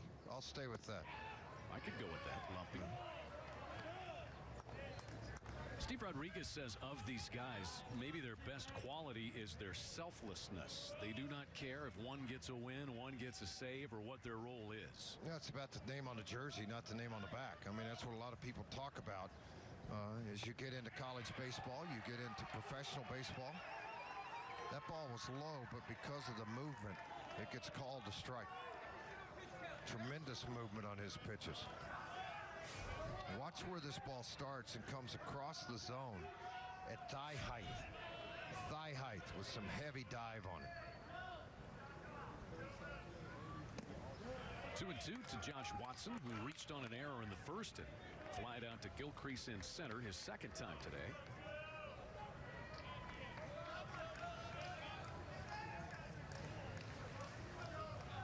Watson 3 for 13 in the championship. Had a 2-run double yesterday against West Virginia. Well, I mean, you know, you watch this guy's arm. Going back thinking, how many guys threw a screwball? I mean, Jim Brewer did it. Lived in Tulsa, pitched for the Dodgers for a number of years. Fernando Valenzuela, obviously. Great screwball. But it's almost the way the reaction of this pitch looks, the way he flows the inside, way open. Backhanded by Thomas. He will flip to Heineman. You know, maybe the originator of the screwball was an Oklahoma native. As we look one more time. Let's take a look at this delivery, because what you do on a screwball is you are going to rotate your shoulder and elbow to the inside part of the baseball and really turn in. And I mean, he really opens that front shoulder, allow it to get there, and then thumbs down, which create that big move on the baseball. So Carl Hubble is a Meeker, Oklahoma native who threw the screwball. Been to Meeker? I have, in fact. Meeker, Oklahoma. It's about 45 minutes away from here. Did you eat the diner? The diner's good downtown. Now, you haven't been there. You're just assuming, because all small towns have a pretty good diner. Absolutely they do. Well, the screwball came about, as the story goes, Carl Hubble's pitch, and someone said, that's the screwiest pitch I've ever seen. The screwball? That's where it came from. Yeah. I always wondered why the knuckleball wasn't called the butterfly. That is what it looks like. Yeah. A.J. Balta takes down and away. Hit a solo home run in the third.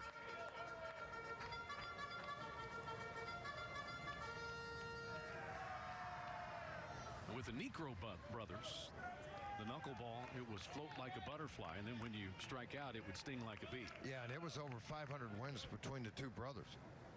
Played with Joe on the 86-87 Twins team. Third inning, nobody aboard, and A.J. Balta did this. Boy, did he ever. He knew it. The fans knew it. The sound off the bat, everyone knew it. His 6th home run, 57th run driven in. Base is empty, 2 gone here in the 5th for Balta.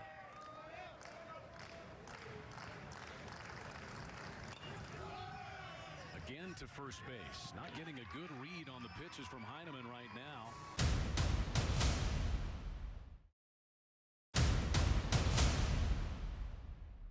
Remarkable, the tournament that A.J. Balta has had with no Luken Baker. You told us yesterday, imagine if Luken were in there, but A.J.'s pretty good even without Luken Baker. Yeah, I don't know where we'd be without him, man. He just really put together a lot of great at-bats and got, obviously, big timely hits in this particular tournament. I know this game's going crazy down in the dugout. It's going extremely fast, but I'm going to tell you, as a former player, this is fun to watch right now. Yeah, so far, 2 pretty good teams playing well. Pitching working out the way that you kind of wanted it to as you piece it together? I was hoping to get 3 innings out of Halen without too much damage, but I think we have enough arms to get through it if we can find a way to score. Okay, Coach, we appreciate it. Thanks. All right, thanks. Jim Schlossnagle, his team has won this event 2 times, 4 straight College World Series appearances. And a fly ball to the center fielder, Johnny Reiser, starts activity here. As Nick Lofton is out number 1.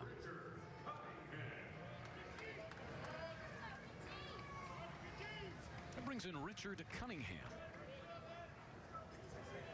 Jim Schlossnagle, they've hosted Super Regionals, 2014, 15, and 17. Had their highest ever national seed at number 6 last year. 2-time Big 12 regular season champs and 2-time Big 12 tournament champs. When you think about all the talent they've lost. From last year, Evan Scow, Cam Warner, Elliot Barzilli, Ryan Merrill, Nolan Brown, Evan Williams, Brian Howard, and Mitchell Traver on the pitching staff. And yet here they are. They restocked. Well, that's what good teams do. They just reload every year. And you hope you have some of those guys that are freshmen and sophomores that as they get a little older, they get to that sophomore year, they've learned from those juniors, those seniors that have played for you. This is how we do things at TCU. This is our culture. This is the way we prepare ourselves every day for a game. And Jim Schlossnagle does a good job with it, as does Steve Rodriguez. Steve seems to me a little more laid-back type guy, but yet very intense. I'm sure when the time needs to happen that way with his ball club, very in tune with the game, what's going on. Coaches talking constantly. 2-2 pitch to Richard Cunningham, who's 0 for 1 with a walk and a run scored. He'll get another. Lofton was safe on an error. Cunningham walked in the first, and Davis Wenzel hit a 3-run home run. Wenzel's on deck right now.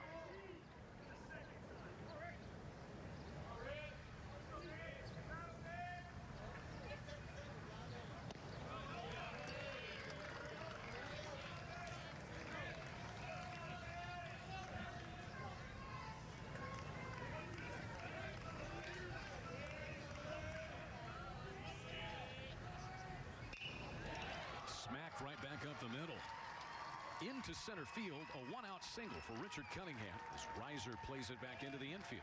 Sometimes because who's in the on-deck circle, it forces you into pitches. You're not thinking walk, and then you end up making a mistake, get a ball up a little bit. And it was a good fight between the two of them. Pitches fouled off till mistake made by Eisler, and then the base hit up the middle.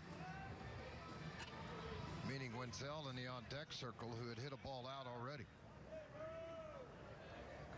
It's the 4th hit for the Bears today, including that 3-run home run that this guy hit. Wenzel then walked back in the 3rd.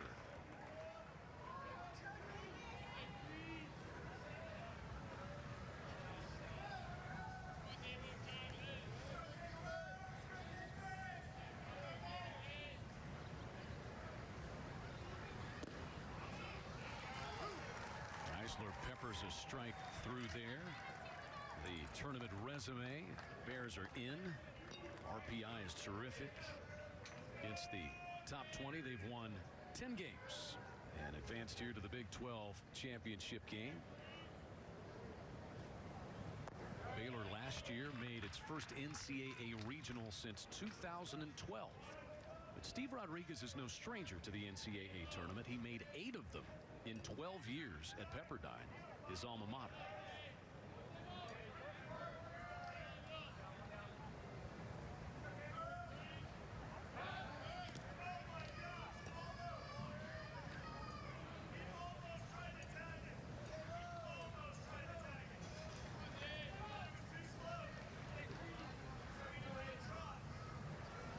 Davis Wenzel with 2 strikes on him.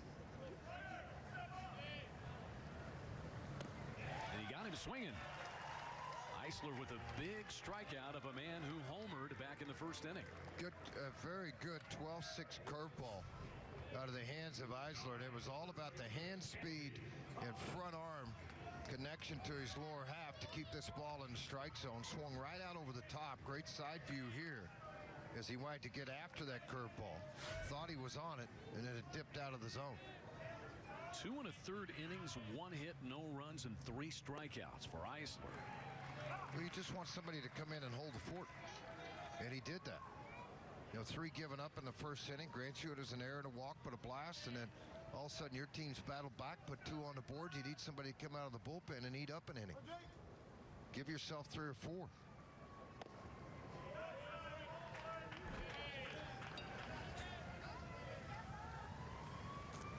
Andy Thomas flied to left in the 1st and then singled in the 3rd.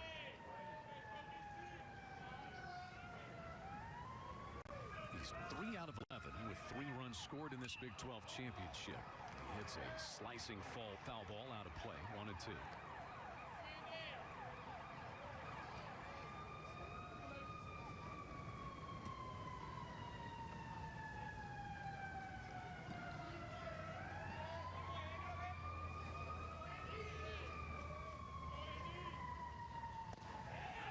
strike three called. Back-to-back strikeouts to finish the fifth for Jake Eisler.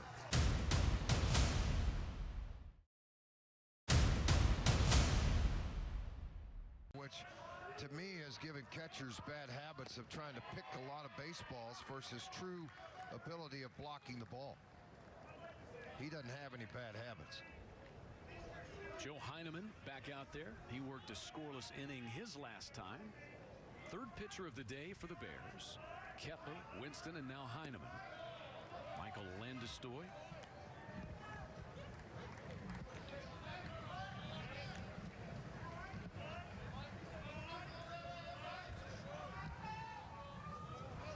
Landestoy is 0 for 1 with a walk and a strikeout.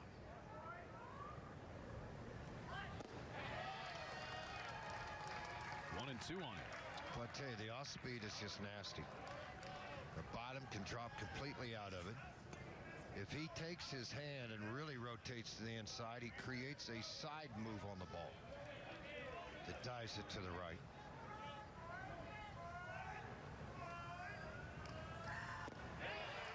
Strike three called. Landestoy out looking against Heineman. He's retired all four batters he's faced. That's his first strikeout.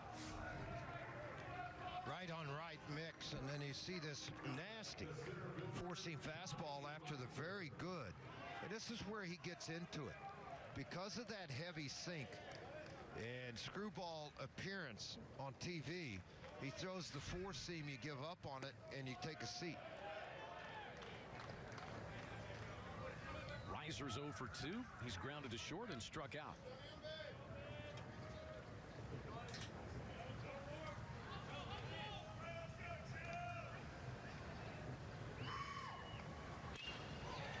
This is well hit into right center field.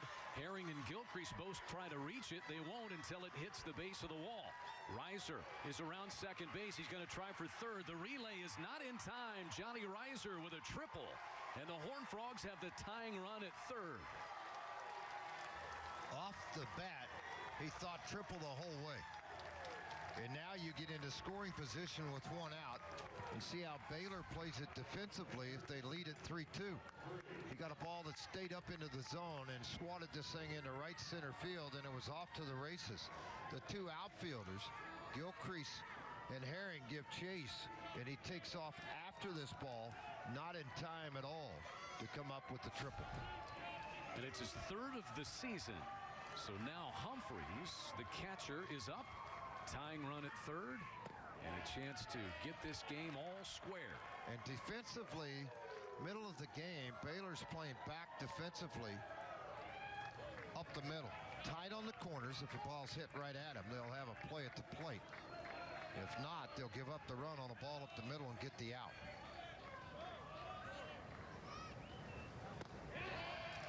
Could not hold up. 1-1. Humphreys flied to left field in the second, struck out looking in the fourth.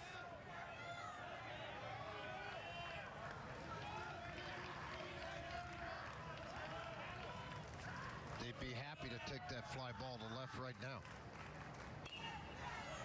It's a fly ball to right center, but it's very shallow. Gilcrease will make the catch, and it's not deep enough for Reiser to tag and score. And so Heineman gets an important out number 2 with the tying run at third base. Now, one thing you're always aware of, and again, it's a very low wild pitch total because of the blocking ability of Langoliers behind the plate. But he's only got one all year long. So if you're at third base with 2 outs now, that's one of the scouting reports you have. Moziola is the third base coach for TCU and their hitting coach. Connor Wanhanen homered back in the second. Grounded out to second base in the fourth.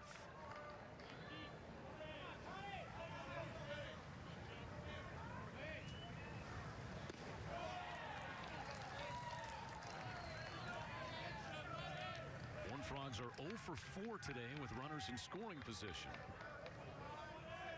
They're 11 of 41 in the tournament.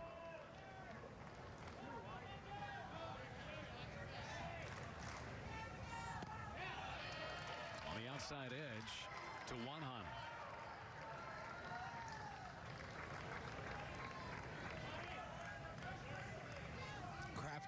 is a crafty right-hander. Not crafty lefty, but a crafty right-hander. So you can apply that word to right-handers as well? Yes. Oh, absolutely you can.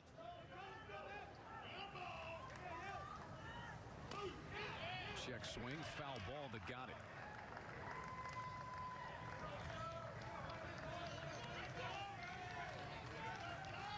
$80 miles an hour with this heavy sink changeup away. Barely able to nick the baseball. Joe Heineman, senior from Southlake, Texas, through Weatherford College. Oviedo's in the on-deck circle of freshmen with first base open. Swing and a miss. Juan Hanan down on strikes.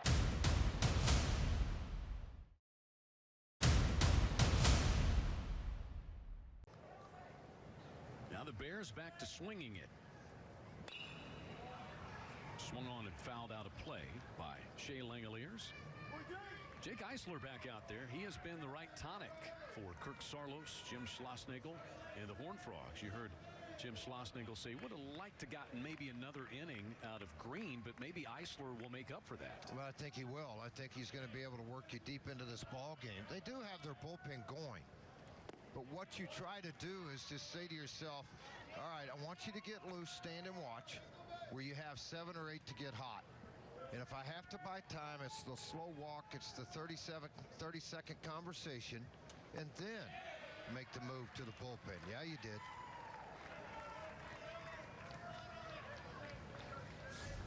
Four pitches first inning, 11, and that's 17 as we enter this one. He did go. It was on a slider down and away.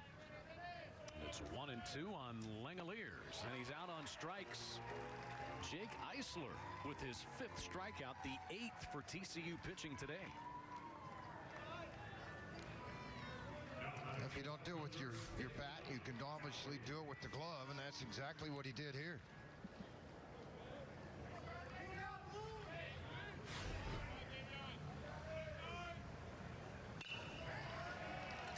Shot into center field. Sliding in comes Reiser to pull it in off the turf for out number 2.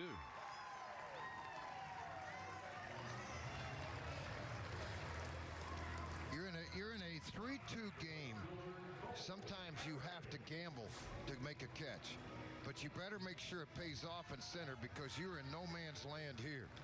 And because he got a good read on the baseball, he was able to get there and be able to make that play. But if he comes up short, you might have an inside the park home run and make it a 4-2 ball game. Instead, you have 2 outs because of the hustle of Reiser in center field. He can really run out there. When he was hurt earlier this season, A.J. Balta had to play center field. Did a good job. But you see the type of defense that Reiser provides out in the middle of that outfield. Cole Herring is 0 for 2 with a pair of strikeouts today. He went around there.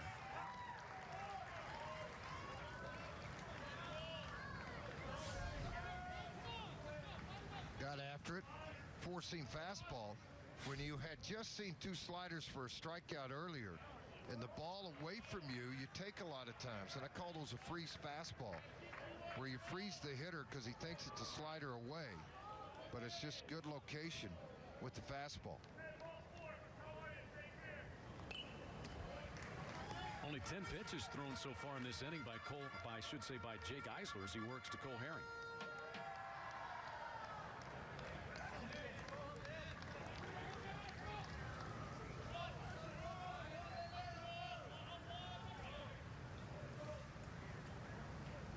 Payoff. Strike 3 called on the inner half of the plate as Herring had discarded the bat.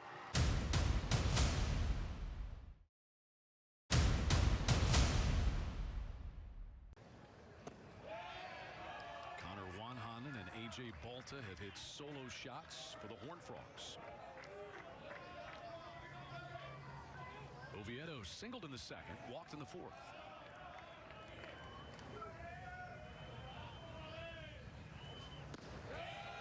Jim Schlossnagle very high on this freshman shortstop out of Grandview, Texas, Alvarado High School. compares him to Keaton Jones with his consistency. Just loves his baseball clock with runners out there, how to deal with things defensively. It's only going to get better for this young man. The hitting has been a bonus. And this one into left center field, but he got under it a little bit, and Gilcrease will track it down. Got under it. He got under it, but it's also to the deepest part of the ballpark, 415 feet in that area in center. You know, it's an outfielder with the wind still kind of still 15, 20 miles an hour blowing out to left field. You have to try to take advantage of it, and he did. Just got under the baseball for a long fly ball out. Got terrific crowds all week long. Over 4,600 fans on hand today at the Chickasaw Bricktown Ballpark to watch this Phillips 66 Big 12 championship game. Great partnership between the Big 12, the Oklahoma City All Sports Association, and also corporate partners like Phillips 66 and the Oklahoma City Dodgers. And this championship remains in Oklahoma City through at least 2020. This one skied out near second base. Now the wind blowing it right toward the shortstop spot where it's caught by Nick Lofton. Nick Lofton was headed over behind second base, and the wind blew him back to his regular position. It's a high sky again today, George. Well, you can have the glasses, but in reality, it's old-time baseball. Both are going to put your glove up. You obviously aren't going to put it up and take away the flight of the ball, but you will put it up to get the sun out of your eyes and allow you to judge where you think that ball's going to come down. Some guys can play with glasses on, some can't. I'm with what you said yesterday. Let's bring back the flip-down shades. Well, it'd be nice to see. I mean, the umpire's wearing sunglasses behind home plate today. But it is difficult for players to go out behind the plate as a catcher, as a middle infielder with sunglasses on the entire time and play unless you're really used to it. Kobe Boulware is 1 out of 3 today. You could tell by the way that ball carried what Steve Rodriguez was talking about. He said, I think we have a little more wind than we anticipated and than we've had the last couple of days. When it gets above the roof line, that's when you see it move. I mean, right center flags are blowing much more in right field than they are in center or left field. A ball hit out into that area, it's going to carry.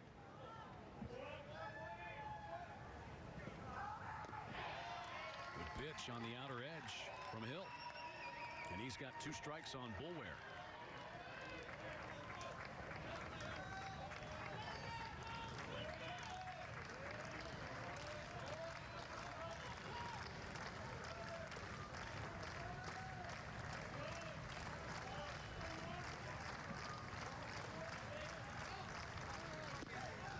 A little bit too tall. Not a bad idea after the good breaking ball. Just try to get him to chase it a little bit.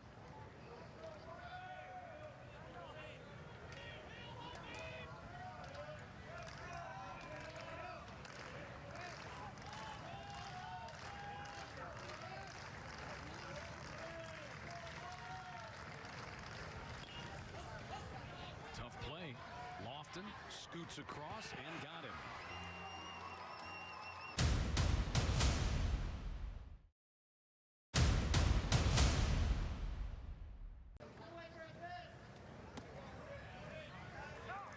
Pitching has been terrific out of the bullpen for both sides.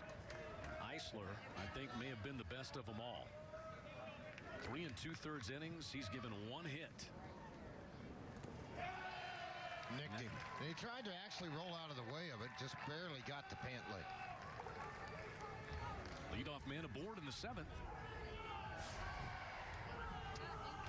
Breaking ball, wanted it on the outer half, just got around it, flipped out of it. You can see he rotated his hip to get out of the way of it.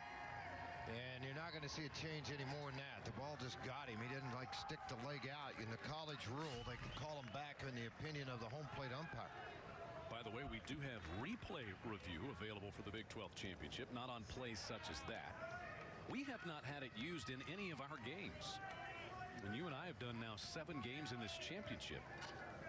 That means it's pretty good umpiring if nobody's had to question them, right?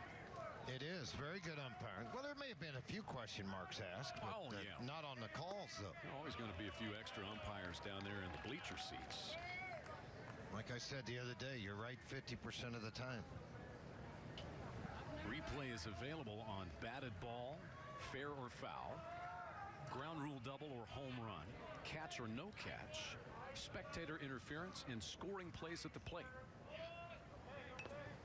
That ball is spun and foul by Gilcrease, and here's what we're talking about. And here's what it is, Chad. I mean, they want to make sure it's right. There's a lot of it at stake here for these two teams and for every team that played in the tournament. So if there's any question in their minds, I can understand why they say, okay, got it. I am going to check and review this play at home plate and make sure it's right. Gilcrease is 0 for 2 with a strikeout and a pop-up to second base. Good bunt. It'll be picked up by Eisler. Nope. Waved off by Humphries, the catcher, and he just does get Gilcrease going down the line. And Bissonnette is in scoring position.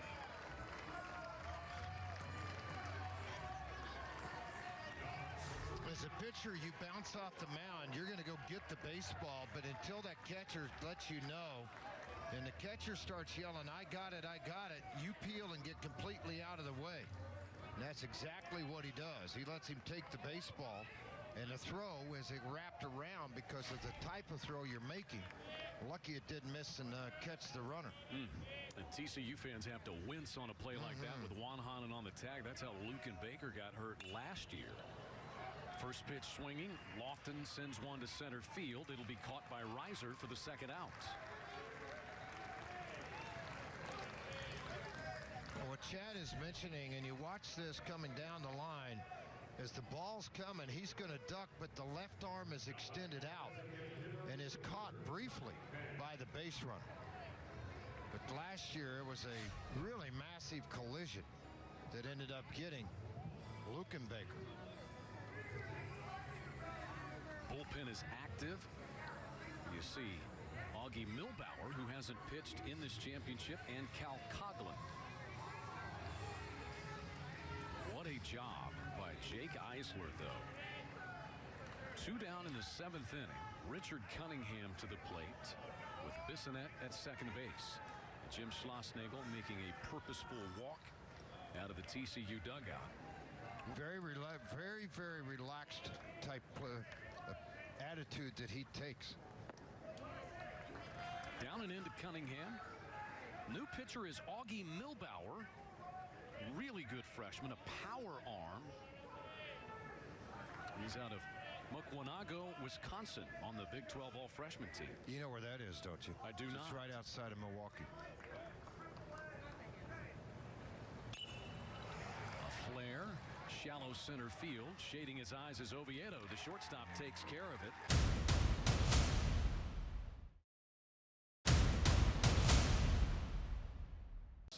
Of this ballpark, kind of on the east side of Bricktown, you've got the Deep Deuce area where housing continues to rise.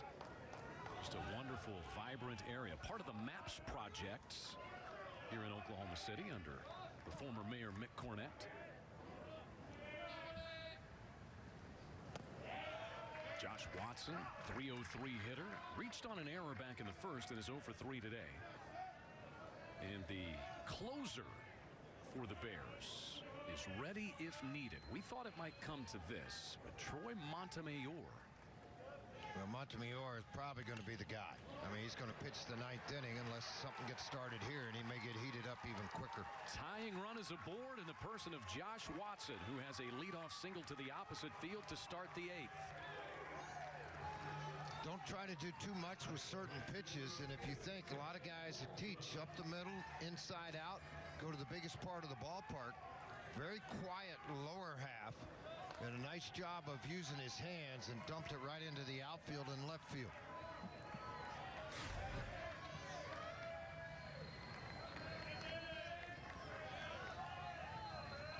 Kyle Heel dealing to A.J. Balta, who homered in the 3rd and has driven in 11 runs this week. Balta 1 for 3. It was a solo shot in the 3rd. It followed Connor Wanhansen's solo home run in the 2nd. All the runs on homers today. Davis Winsell, a 3-run shot for Baylor.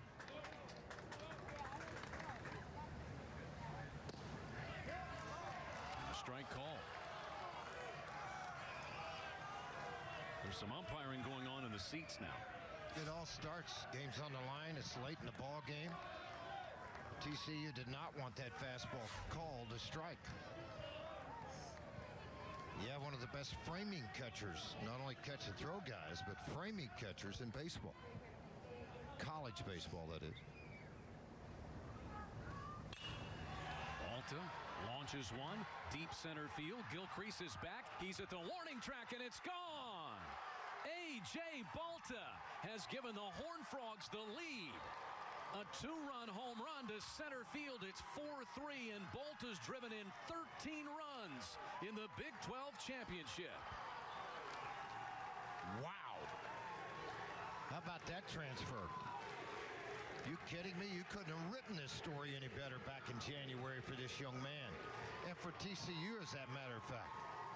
It puts them up 4-3 on one pitch. That's one guy, power guy at the plate. High fastball, dead center, 400 feet.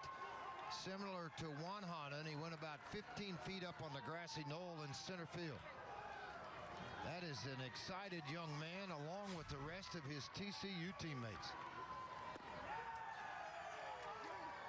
This looks like Luken Baker 2 years ago, the way that he has dominated the pitching. Yeah, real speed right now. You can check the flight of this baseball. All you can do is watch. A.J. Balta, the senior, transfer from Oregon.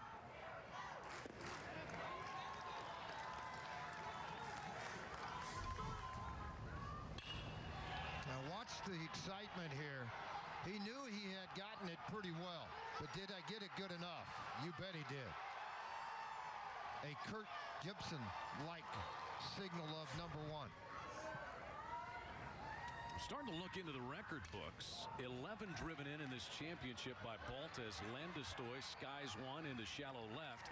And Nick Lofton, the shortstop, is out to take care of that. Kyle Davis of West Virginia drove in 14 runs in this championship. Balta's driven in 11. And man, he has injected some energy into his team. Boy, has he ever. The high five at third base with Moziola, then on to the plate. As he touched home plate, they were waiting on him, and rightfully so, as the chest bumps and high fives continued all the way to the dugout steps. Balta 13 runs driven in, 2 home runs today. So the RBI total for the season is now at 59 with the 3 more knocked in today. Wow, here's Johnny Reiser. Remember, he tripled with 1 away in the 6th and was left stranded. And you wondered if that might be the final opportunity. Not if A.J. Balta was going to have anything to say about it. Reiser 1 out of 3 today. That triple was his 3rd of the season.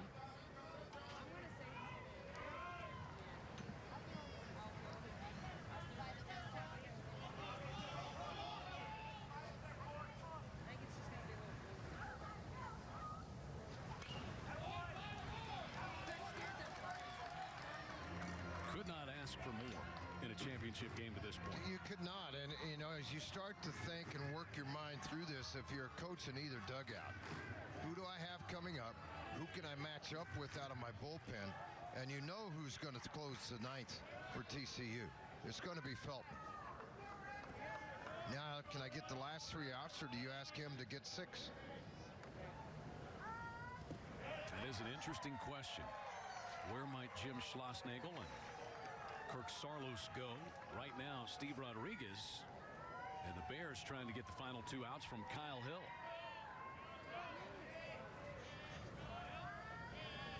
You've got Nick Lodolo, who could probably come back.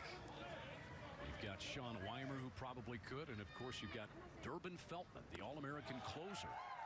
2 of the very best closers in all of college baseball occupy these 2 bullpens.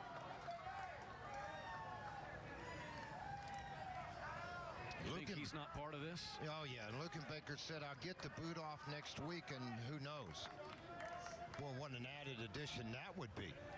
Remember, he hit the game-winning home run in the 10th inning of this championship. 2 years ago. This one well hit by Reiser to center field. Back to the track is Gilcrease, but he has room this time. And there's 2 gone. Had been elevated with the fastball. The home run was elevated. This is a pretty good pitch. Down and away, golfed into center field by Reiser. And caught easily in center field by Gilcrease. Zach Humphreys, the catcher, bats. Base is empty. 2 gone. Humphreys 0 for 3.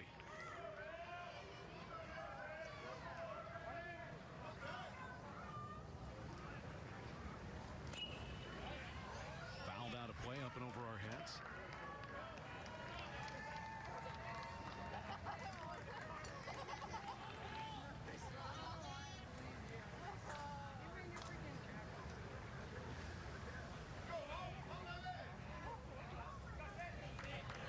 A.J. Balta, heroes welcome.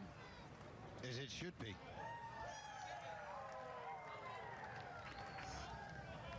The last three outs are some of the hardest in a game. Beyond the 8th with the pressure of this game, the swinging of a bat, the last 6 are going to be tough. His last 12 games, he's driven in 22 runs with Pretty 5 good, huh? home runs. What's he getting his master's degree in? Hitting? See if he can stick around and get a doctorate. Play a couple more years. Hitting and RBIs. Which one is it?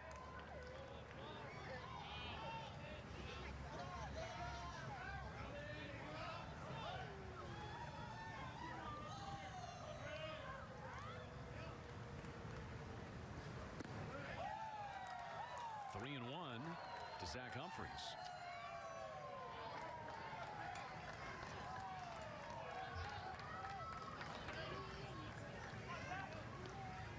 There's a buzz in this crowd after that shot from A.J. Balta. All 7 runs in this game have been on home runs. We hadn't had that many hit up to this point in the championship. As ball 4 is outside to Humphreys. It's a 2-out walk to the TCU catcher. Connor Wanhanen will be the batter. He homered in the second.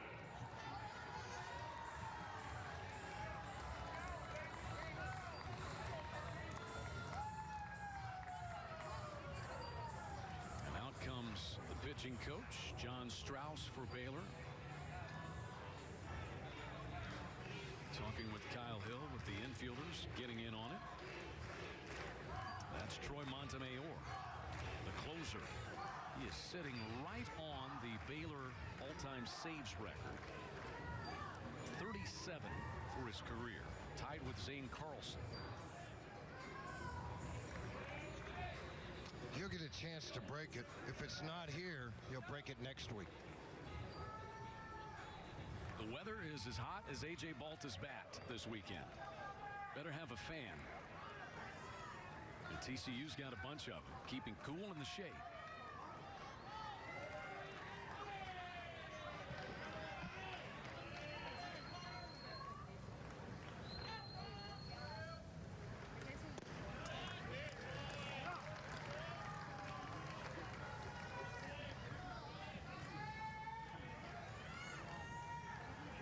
Wanhanen, in addition to his home run, has struck out and grounded to second base.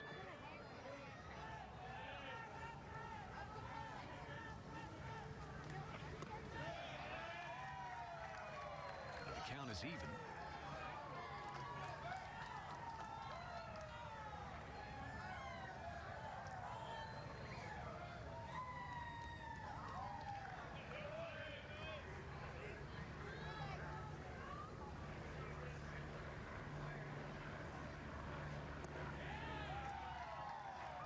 Two balls and a strike now to Wanhanen after the walk to Humphreys.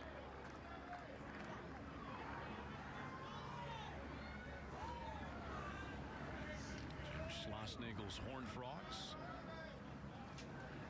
back on top. They've battled their way from behind, and Steve Rodriguez trying to get the final out from Kyle Hill. 2-2 the count to Wanhanen.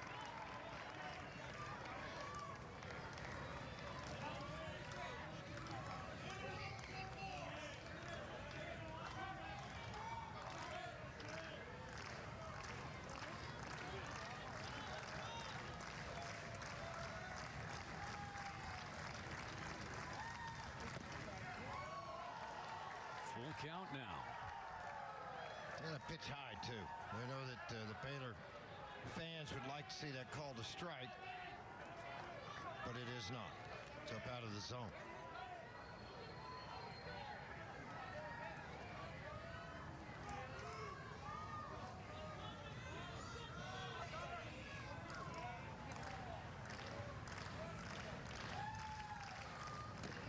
Foul tip. Langoliers hangs on. It's a strikeout of Wanhanen.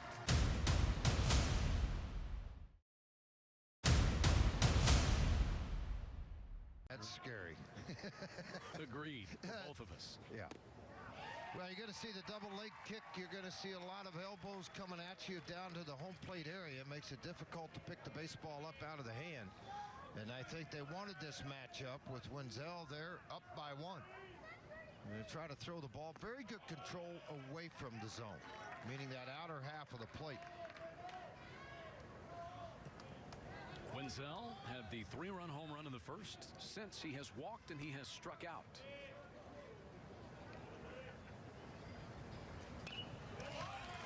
This was the first inning after an error and a walk. Wenzel unloaded. It got out of here so quick. Dropped the hammer in left field. Barely cleared the wall. Didn't need much because it was hit extremely hard early in this game. Set the tone for Baylor. But it's TCU that has pecked away till they took a lead on a home run by Balta in the 8th inning to make a 4-3 ball game out of it. It was the 8th home run. RBIs 43, 44, and 45 for Davis Wenzel. Good player. Going to be a good pro player.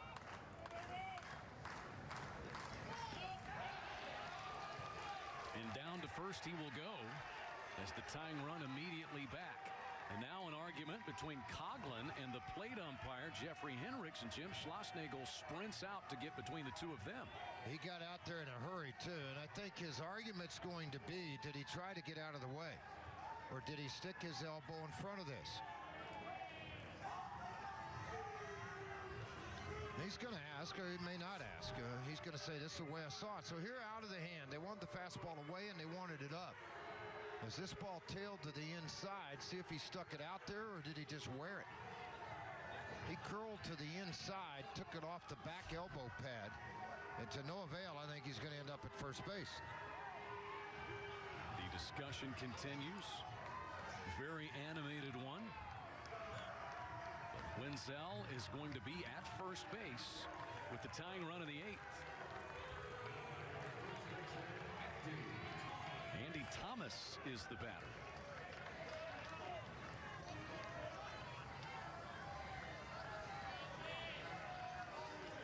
Thomas is 1 out of 3, had a base hit back in the 3rd. Well, you had your right-on-right matchup. That's the last thing you kind of wanted to have happen there. Was to hit a batter with 2 strikes. So exactly what you're going to do. Misses badly with that fastball away.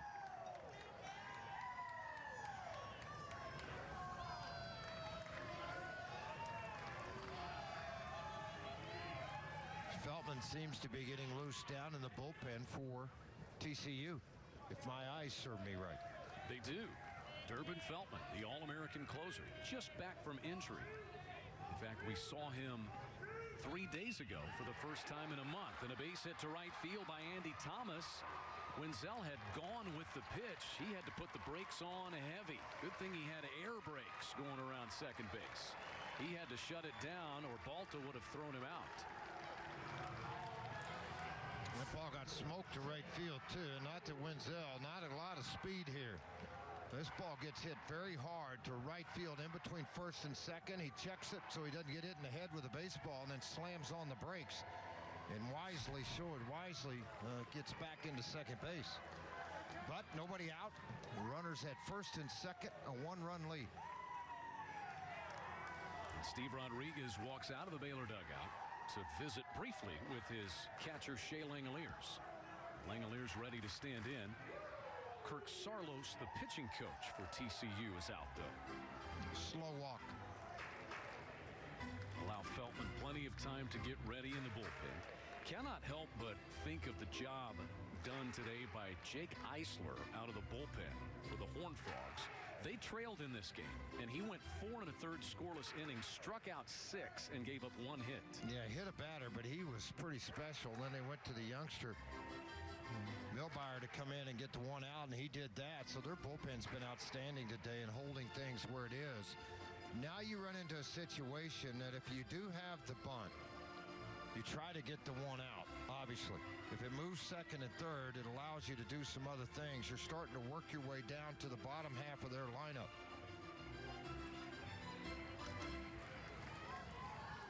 Langoliers had 1 hit in this ball game. It was a number off the end of the bat back in the first inning. Since then, he has flown out to center and struck out. Downey, who is up after him, 2 fly balls and a strikeout. Wenzel at second, Thomas at first, nobody out in the 8th. Coughlin will continue. Langoliers is in. Baylor is 1 out of 5 with runners in scoring position today.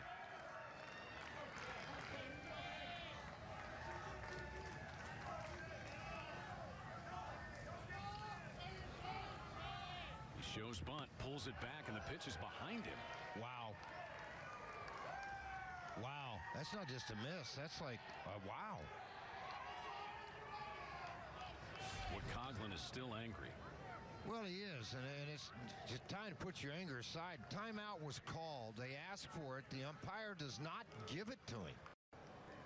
Not sure about that or why he didn't give it to him.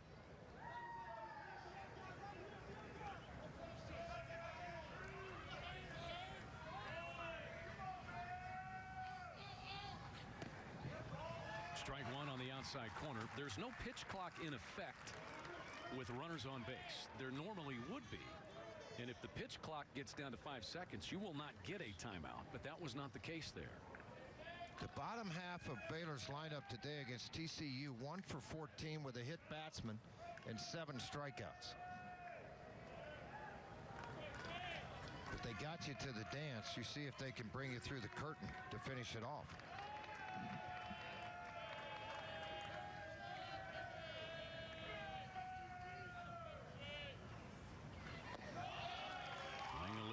Takes down and away. 2 balls and a strike to Shea Langoliers.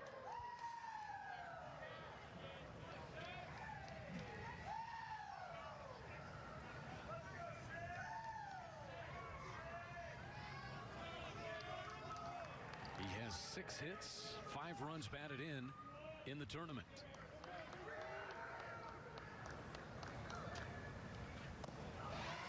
2-2, nasty pitch.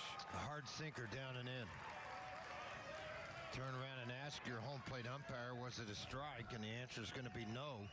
It's so nasty you can't lay off, and you're not going to hit it with any authority. I mean, you try to get on top of that ball, and it's hard.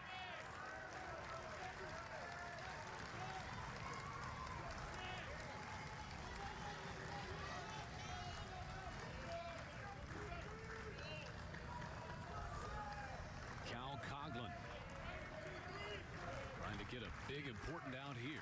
The 2-2. He got one. Huge strikeout for Cal Coughlin. The first here in the 8th.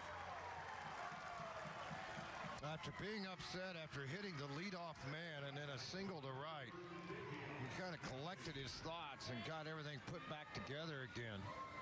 He came up with 3 really big pitches. The last, the elevated fastball, and he threw it right by Langoliers.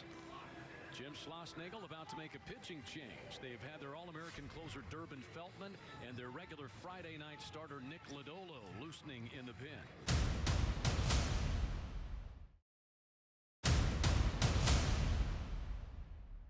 97 pitches in that start, too. 4+ inning. 76 2/3 innings. He's had a few days off. 92 strikeouts. That's what they hope to do here. Well, he's a little bit rested because so many runs were scored by TCU back on Wednesday. But Lodolo, 4 2/3 innings. He gave 7 hits and 2 earned runs through 97 pitches, George. They struck out a few here, and I think Rodriguez will counter the left hand on the mound with the right hand bat. I don't think he'll let the left on left go. And he'll try to match it up to where somebody off of his bench could come up with a base hit here. And that's exactly what he's going to do. It'll be Tucker Johnson batting for Davion Downey.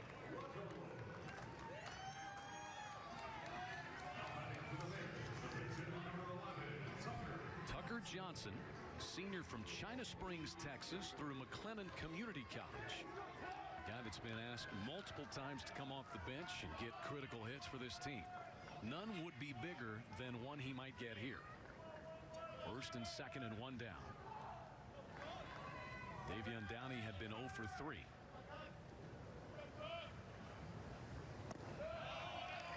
And part of the big problem here is that you have average speed at second. So if a ball's hit hard in the outfield, you're in the 8th inning, you may not get another shot. Do you send them and force the throw to set to the plate to get the out? Or do you try to hold them with one out, knowing that Feltman's warming up in the bullpen? Decisions by third base. He can't turn around and look behind him and go, hey, Steve, what do you want me to do? Send him or hold him? You know, and I think that's a decision at third base. You got to make those decisions quickly and efficiently and give your team a chance.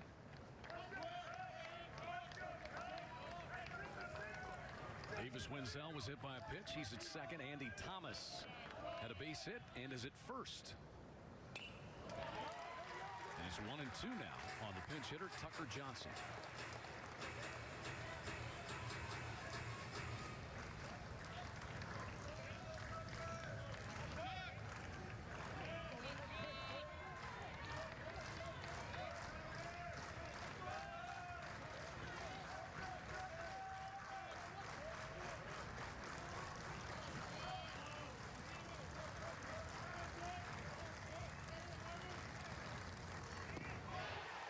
Strike called for the second out of the inning, and it's back-to-back strikeouts. Huge strikeout. A power arm coming out of your bullpen. And again, this is a guy they thought might even start this game today. They saved him in a bullpen, and he probably said, I've got 1 inning, maybe 3 hitters to get you out of a jam. And he does it here with a nasty slider for strike 3. Johnson knew it. No, that's Jim Schlossnagel's now going to go out. He's saying, I got first and second. I got a all-star closer out in the bullpen. They've also had Weimer warming up along next Felton. Now let's see if they go to him. As you look at the strikeout that Lodolo was able to produce here for the second out here in the 8th inning. No move to the bullpen yet, but I think he's just waiting on Jeffrey Hendricks to walk all the way out.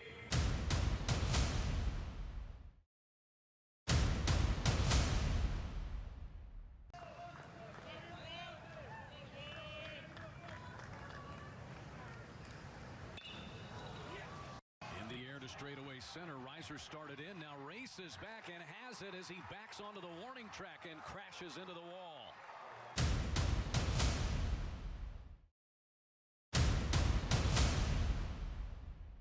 Cascadden is on to play short, and Lofton is out in left. After the pinch hitting appearance, so Nick Lofton moves from short out to left field, and Tucker Cascadden is the shortstop.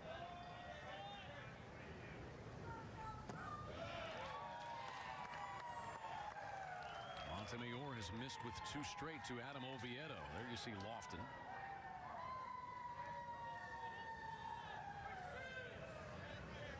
Oviedo, base hit in the second. He's also walked, and here he has skied into left center field. It's Levi Gilchrist, the center fielder.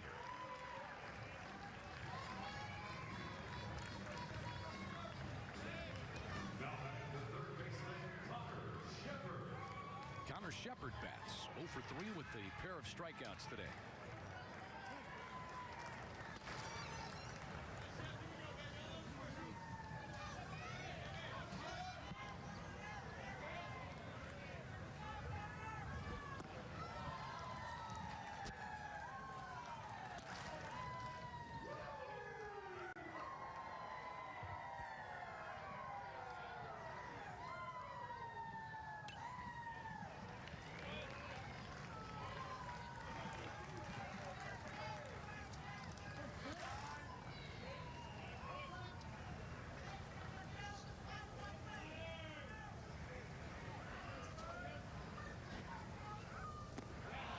Swing and a miss by Shepard.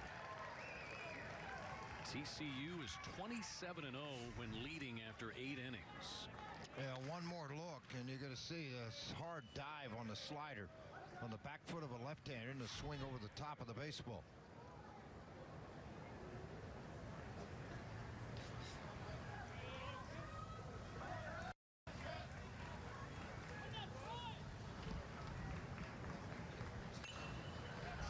Fouled out of play. 1-2 on Connor Shepard. Top of the order, Kobe Boulware is on deck.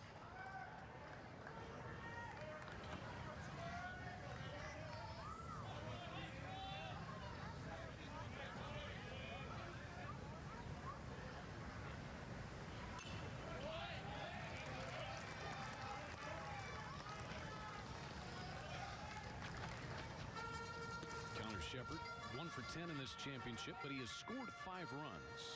He has 5 walks.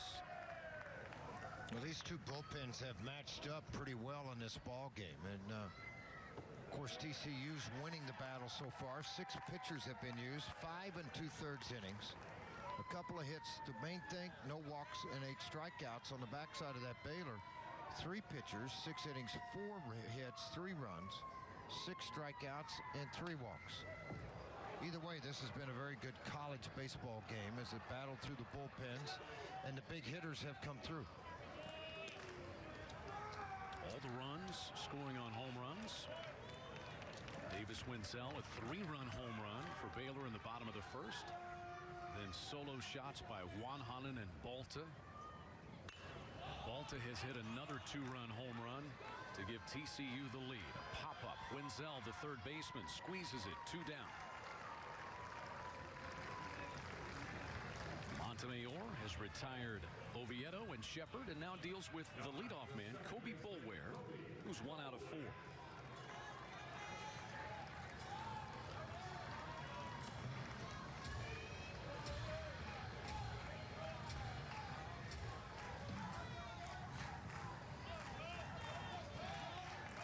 Boulware's base hit came back in the first inning.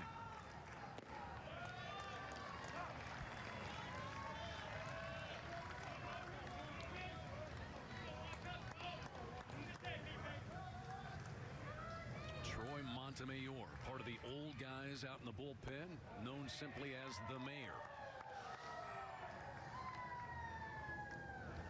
Wants a new baseball.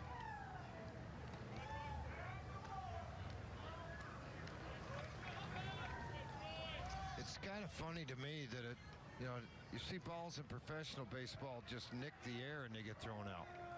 Here I've seen balls bounce 3 feet in front of home plate. They fire them right back to the mound. Swing and a miss. A little more tight budget. You don't want to be throwing everything out of play. I guess. Montemayor with 2 strikes on Boulware.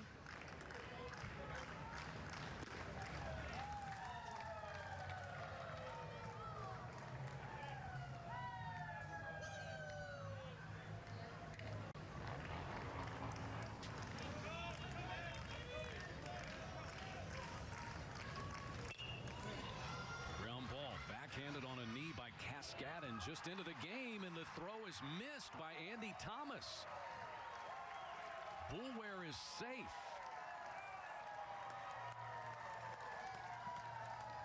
Let's see where the error occurred. Did he whiff on that ball?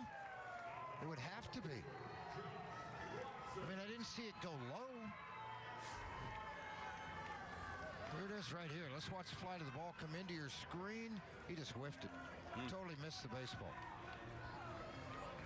He thought he had it in the glove. He closed. Ball went right over the top of the glove. You could see right now Montemayor is walking off the mound. Like, oh, it's an out. I'm leaving. Oops, sorry. That means Josh Watson comes to the plate. That is the 4th error committed this season by Thomas. And a shot toward left center field. Gilcrease runs it down, though, so no harm on the error.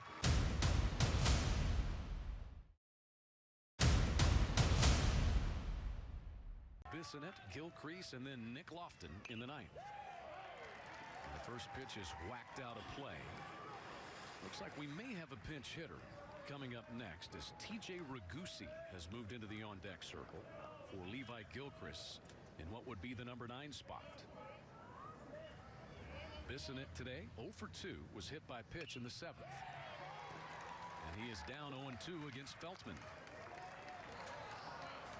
His fastball here on the board is 95. I've been told by many scouts that it's about too shy velocity-wise.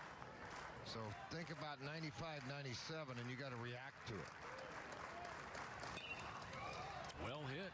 Left center field. Reiser, though, and Watson converge, and the left fielder Josh Watson takes out number 1 in the 9th. TJ Ragusi will pinch hit here in the 9 spot. 337 average, 1 home run, 18 RBIs on the year. Get on base and get to the top of the lineup. Let's see if we can do something from there.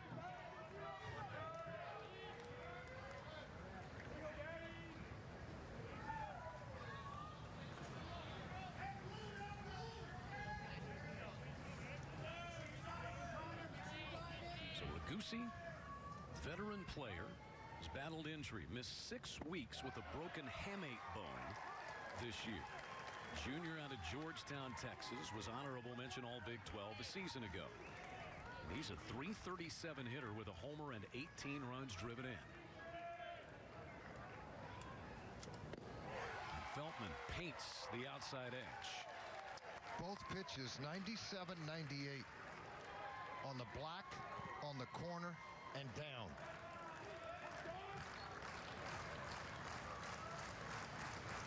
They'll be a little giddy up on this, but not in the zone. He has 17 appearances. 15 of them have been scoreless for Durbin Feltman. He is also tied for first in career saves, 32 of them in TCU history. That ties him with Riley Farrell. Well, that's about the end if he can get 2 outs here. He's gotten 1. Ragusi went around, and the Horned Frogs are an out away. What a run it's been. Try to contain the emotions in the dugout as your closer comes in just to nail things down, and he did go around on the pitch. And you start to watch that bat head get too far through the zone. As much as he didn't want to do it, he did it. Swung on, lifted to shallow right by Lofton. Over near the line, Josh Watson, and it just lands in the seats. Well, you talk about trying to ambush a fastball. That's exactly what Lofton was trying to do. Trying to get the fastball where he could just turn on it and try to hit it out of the ballpark and tie it. 0-1. Nick Lofton today reached on an error and has flied out 3 times.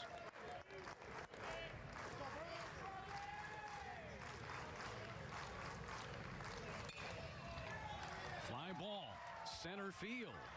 Johnny Reiser racing in, still coming, and it lands. Lofton is safe at second, and hopes are still alive for the Baylor Bears. Wow. You're sitting here thinking no doubles defensively. You have a hard throw on the mound. The wind is blowing out. And I think both middle infielders felt like this ball, although it was hit extremely high, there was going to be an easier play for Reiser than it was for them. And as he ran in after this ball, a gallant effort to dive, was a foot short to get there. Neither one of the players came through for him. Tying run at second base, winning run at the plate. Richard Cunningham is the batter with 2 down in the bottom of the 9th inning. And Feltman takes a deep breath and deals another strike. Double number 11 for Nick Lofton. Feltman made an appearance against Baylor in their series earlier this year. Struck out 2 and worked a scoreless inning.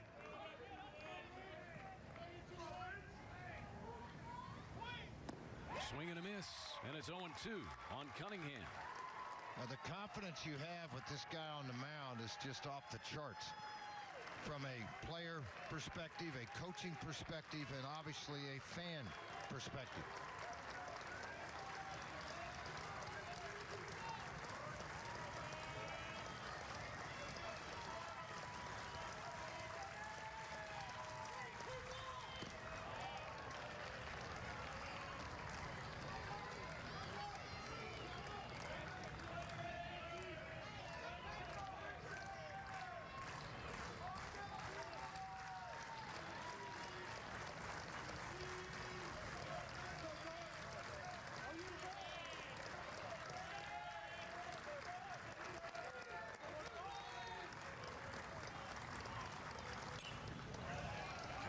stays alive.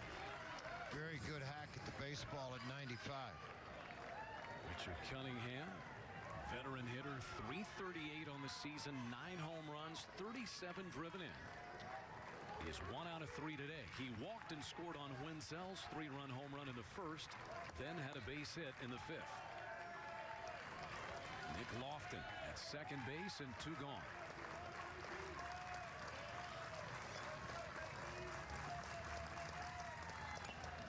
And another foul ball.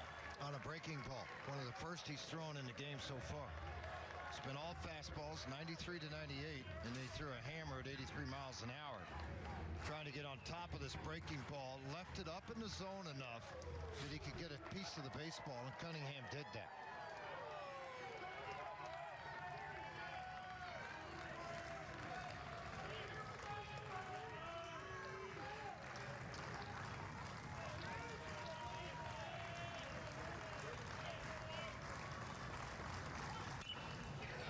Hit well to right, but plenty of room. Balta shades his eyes and can't find it. He lost it in the sun. Nick Lofton scores the tying run. The throw to third is in time. He's out. 3 outs, but we've got a tie ball game and headed to extra innings at the Phillips 66 Big 12 Championship.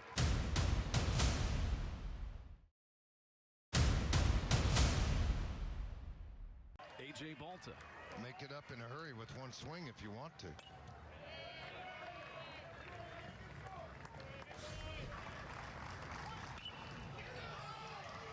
Yeah, the ball's hit extremely high. He floated back and thought this is the ball game, and then when you saw it drop in front of him, a lot of disbelief. There's still disbelief. Balta, 2 home runs, 3 runs driven in today. And Troy Montemayor is out in front, 0-2 on him. With Feltman's injury, you don't know how far he can go in the game either. How far they would extend him in the game. Balta lifts a fly ball, shallow right. TJ Ragusi is out there after his pinch hitting role, and he runs it down.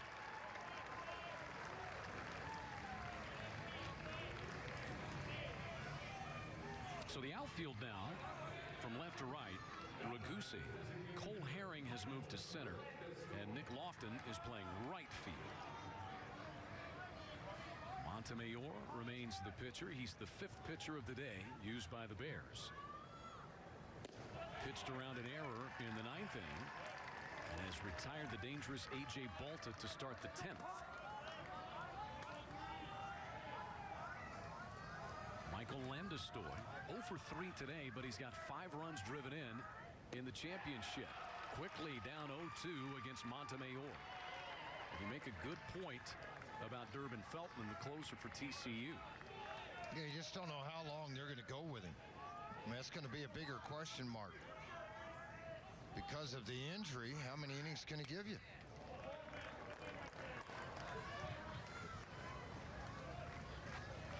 Two years ago in the Big 12 championship game, Michael Landestoy did this. It was his first career home run.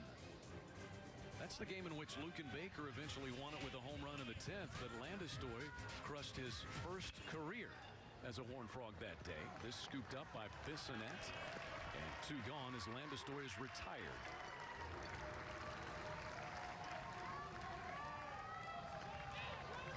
Immediately you're thinking in your mind, where do we go out of our bullpen? How are we going to try to maneuver through this ball game? Johnny Reiser will get a chance with the bases empty and 2 down.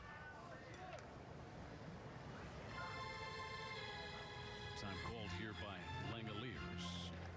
Out to visit with Montemayor. And Jim Schlossnagel also visiting with Johnny Reiser outside of the batter's box. Over on the TCU first base side. There they are. Reiser tripled in the 6th. Remember that? A 1-out triple. They had a couple of chances to drive him in, but couldn't get it done. A fly ball to center and a strikeout looking of Wanhanen finished the 6th. And you thought that maybe TCU wouldn't have a chance. Then Balta hit the 2-run home run in the 8th to give the Horned Frogs the lead.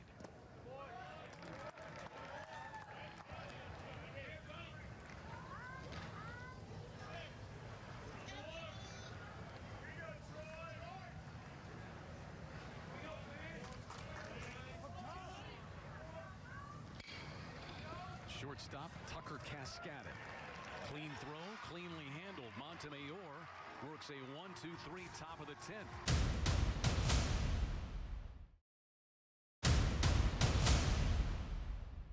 So that's where we are, tied at 4, bottom of the 10th. And here is Wenzel. And Wenzel faces a new pitcher for TCU, Caleb Sloan. The 8th pitcher of the day. 20th appearance, 4.60 ERA. Wenzel, Thomas, and Langoliers here.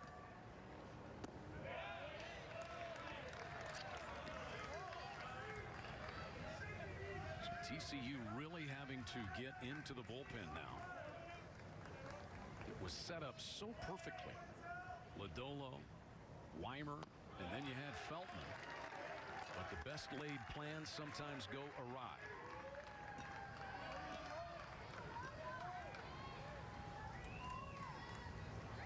Caleb Sloan, a freshman from Centennial, Colorado, was on the Big 12 All-Freshman team this year. Wenzel sees the count even at 2-2. In addition to his home run, Wenzel has walked, struck out, and been hit by pitch.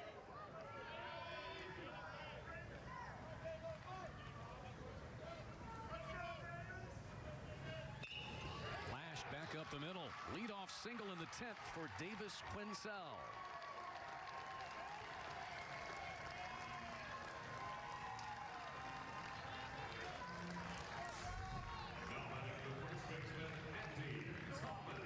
Second hit for Wenzel. He's been on base now 4 times. Has 8 hits for the Bears, who have the winning run aboard in the 10th. And the batter will be Andy Thomas. Tough duty here for Caleb Sloan. Bunt situation. It's popped up. Behind home plate, it lands foul as Humphreys couldn't get back there. And it is 0-1 on Andy Thomas. Thomas had a base hit back in the 3rd. Another one in the 8th.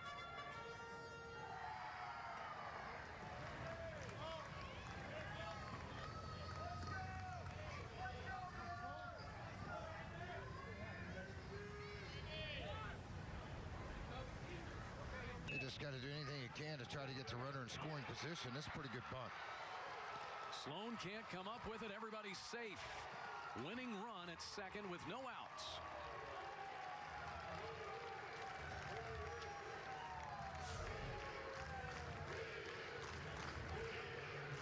Yeah, bunted perfectly and hard.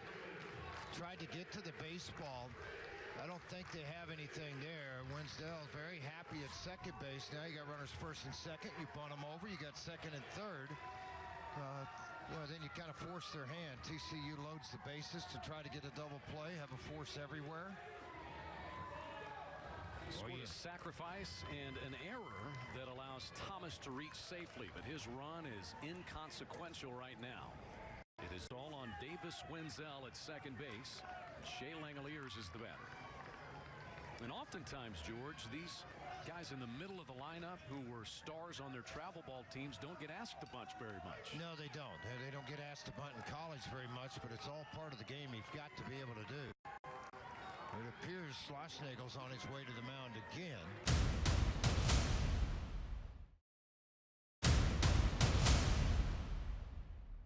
Winning run at second base. This one on the ground to the shortstop. They'll get one as Oviedo throws, and it's banged out at first base. Boulware to Juan Hanan, 2 down. Not sure why they didn't bunt there. You have first and second, nobody out. And Langoliers swings the bat away, and I'm sure Steve Rodriguez will be able to tell you, I have a reason why I did it. Thinking this ball gets through the hole on the left side. Instead, Taylor made double play.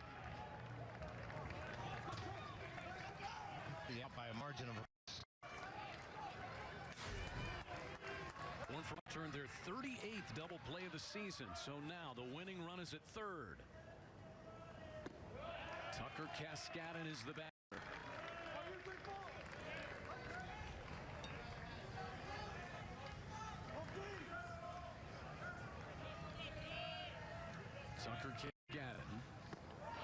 Takes a look at this one downstairs. Cascadin, senior from Houston San Jacinto Junior College.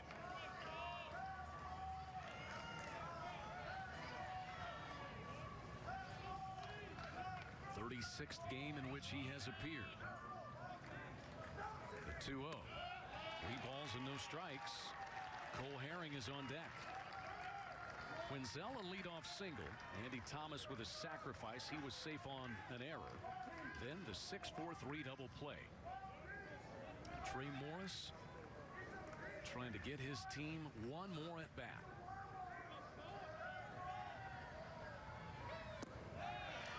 Ball 4, first and third with 2 down.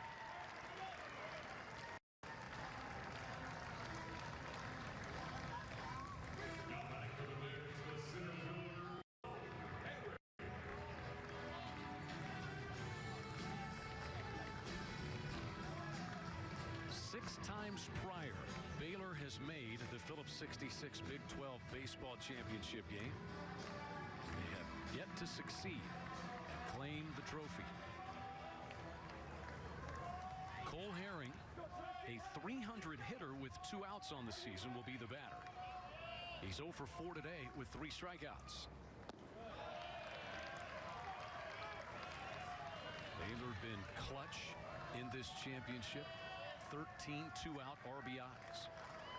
And now time call. Kirk Saarloos out of the TCU dugout, the pitching coach. Short conversation, slow the game down. You got 2 outs. Finish this batter off. All those conversations that you have when you go to the mound. So how you doing? Hot, huh? Yeah, let's get one pitch and get out of here. What do you think? Sounds logical. Come to the dugout. Let's let the bat swing it again. So it's not one of those pressure-packed conversations where you say, I don't know if you've seen the bullpen recently, but everybody's gone. No, you don't want to bring that up. Right. Or that the winning run's at third. You don't want to bring that up either. It's just a straight how you confidence builder. Sure.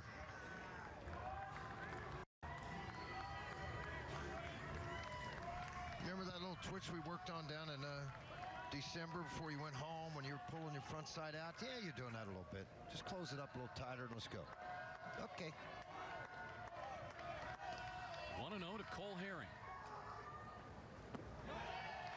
Outside. Same spot, 2 pitches in a row.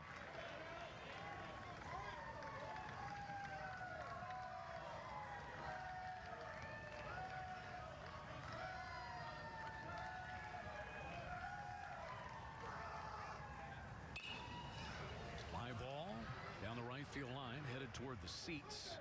The wind is not strong enough to blow this one back into play. And it's 2-1.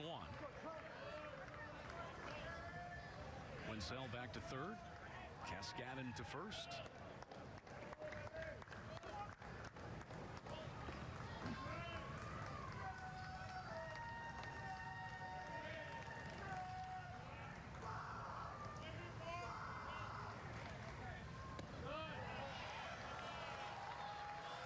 Breaking ball, wanted it. A few fans wanted that ball called a strike, but that ball was elevated.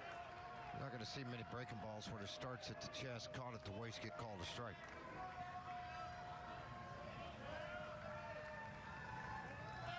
So a 3-1 count on Cole Herring. Now the count full with 2 down. A lot of respect there. 3-2 breaking, 3-1 breaking ball to make it 3-2. Most times, 3-1 count, this situation would be a fastball situation. Confidence by Saarloos, confidence in his pitcher to throw a strike.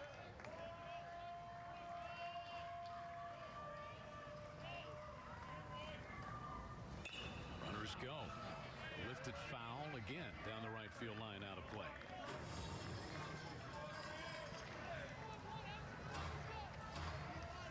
Trey Morris has thrown 11 pitches since coming in from the bullpen. Nice job, turn the double play in a hurry. What the doctor ordered. He's trying to finish it off. Another payoff pitch. Swing and a miss. Huge strikeout for Trey Morris.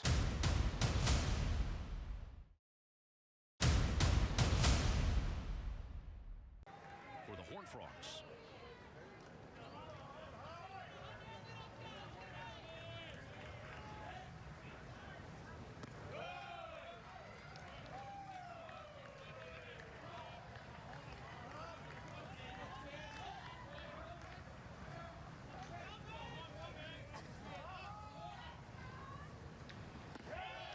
Upstairs.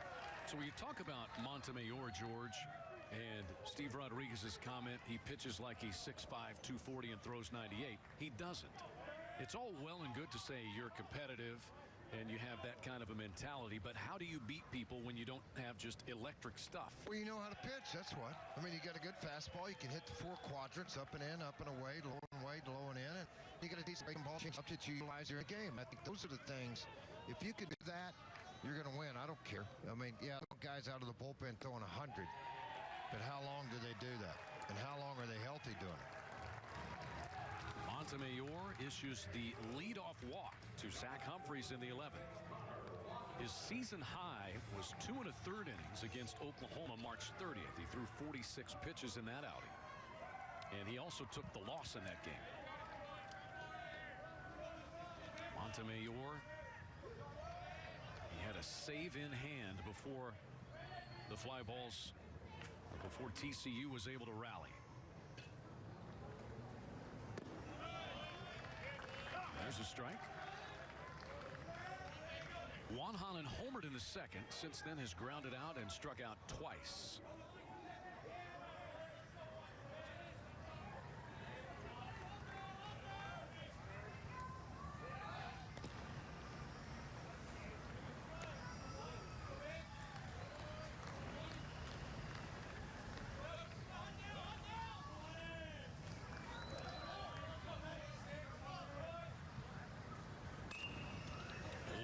Side, long journey for Bissonnette. He'll slide to it and make the play over to Thomas.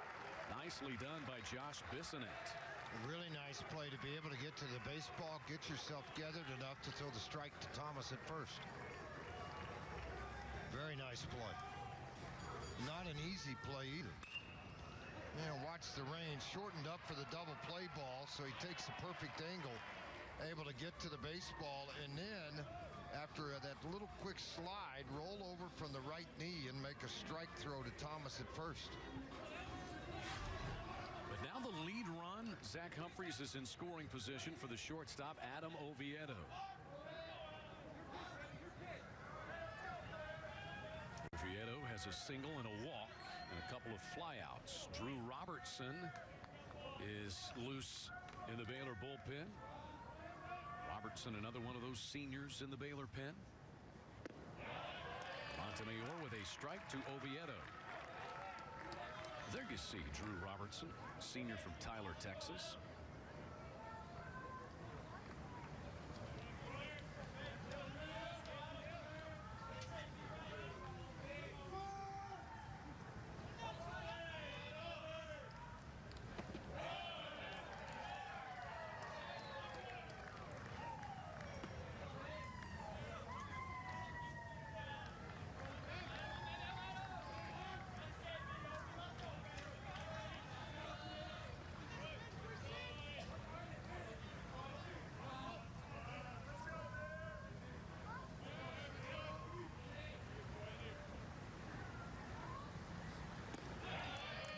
Montemayor paints the outside edge with strike 2 to Oviedo. And these umpires know who strike throwers are, so when you're able to come in a game and you're one of the closers and you paint this outside corner, we've seen that call to ball. They get it as a strike, and it should be.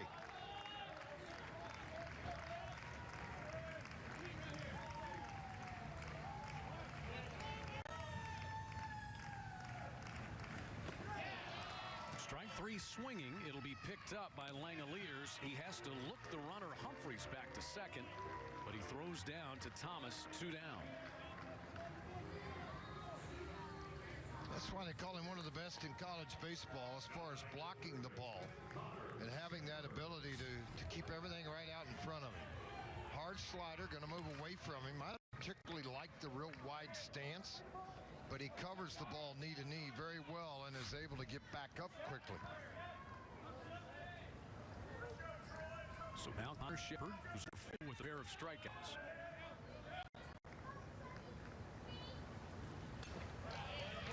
0-1. 37 pitches for Montemayor.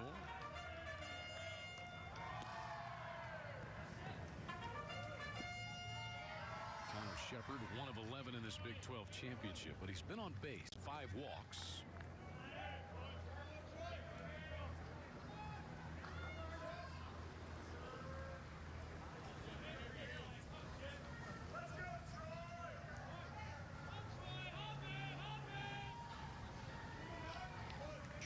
Montemayor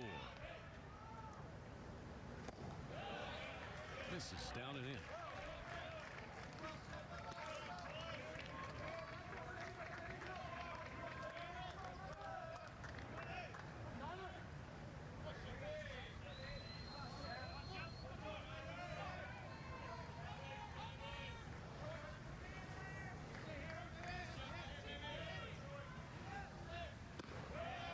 Now 2-1.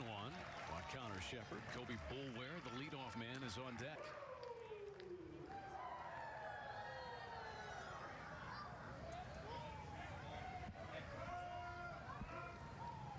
The longest game in Big 12 championship history, 13 innings. That was the 2004 championship.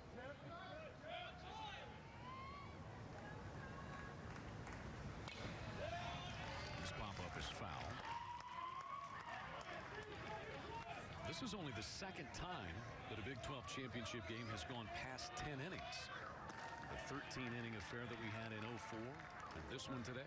Well, and again, it's a shame it did. The guys making right pitches, right times. Your rally hats are on in the TCU dugout. I mean, I honestly didn't feel like Feltman would go more than one. Can't risk the injury of that arm. 2-2 pitch for Shepard. Good job fouling off a couple of 2-strike pitches from Montemayor.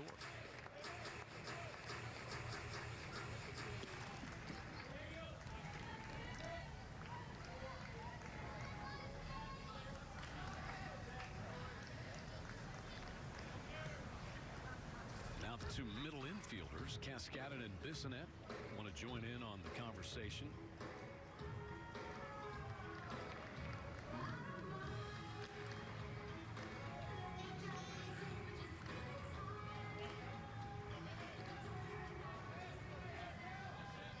Sixth pitch of the at-bat coming to Connor Shepard with the go-ahead run at second base.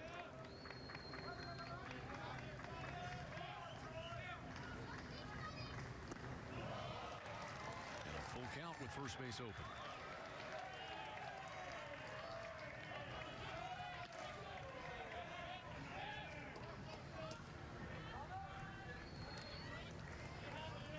Trying to look at their lineup, see where they may go. I mean, Boulware's going to swing the bat. Freshman, got a hit. Great defensively. Been on base a couple of times today, if they get that far. Pulled into right field in front of Lofton for a base hit. Around third comes Humphreys. The throw is not in time. He's safe, and the Horned Frogs have jumped back on top. RBI base hit for Connor Shepard.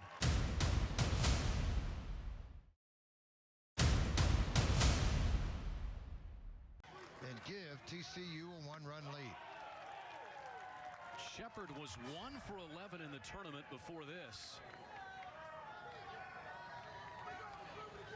You know what? The 1 for 11 gets forgotten quickly when you come up with a big base hit like this.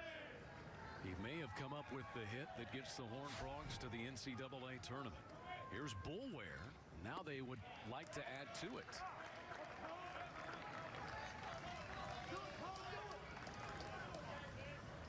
One and one to Kobe Boulware. He's 1 out of 5 with a base hit back in the first. He was safe on an error in the ninth. What a resilient team TCU has been. Battling injury all season long. Without Luken Baker, without Jared Janczak. Rally hats on, and they've done it here in the 11th.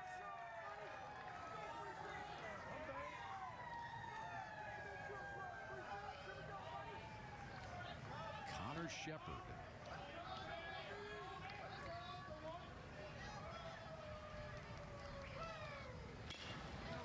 It's a tapper towards second base. Bissonnette makes the play. Inning over.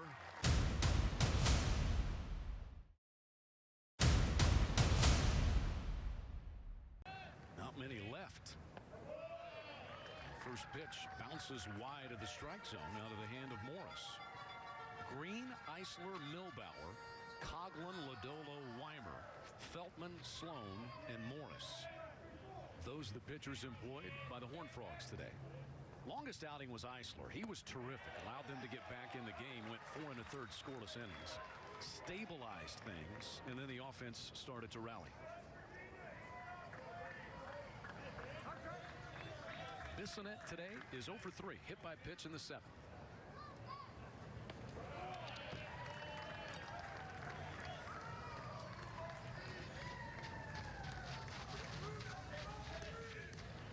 Trey Morris, 6'5", freshman out of Katy, Texas, drafted by the Phillies in the 40th round back in 2016. But ball 3, a walk. Boy, that's the tying run aboard. Yeah, the last thing you want to do, and that's exactly what happened before. You just don't want to walk a guy. Leadoff man walked. Humphreys did for TCU. Came around to score. 3-1 count. And a full count. This is the 5th extra innings game for TCU. They are 1 and 3. Baylor is 1 and 1 in extra innings.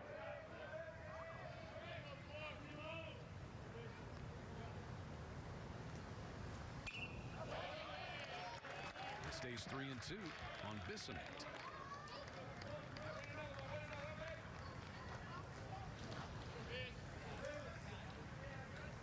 TJ Ragusi is in the on-deck circle.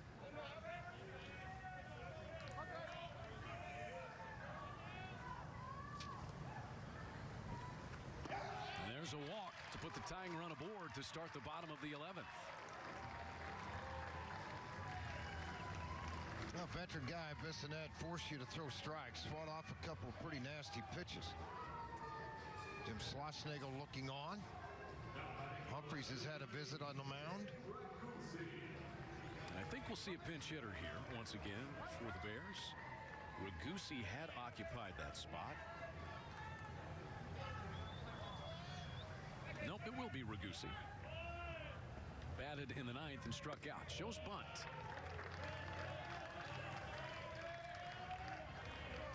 TJ Ragusi, as we told you, veteran guy. His 32nd game. He's just been hurt. Broken hamate bone earlier this season.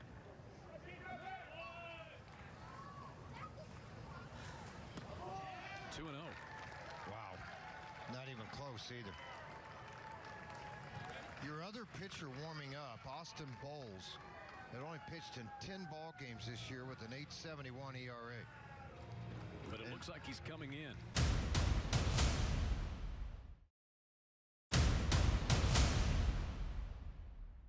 Boyles can retire him. He'll get credit for the out. Boyles redshirted in 2016, but did travel with the team, so he would have been here for their win in the Big 12 championship. Ragusi has just one sacrifice bunt on the season, and the count is 2-1 on him.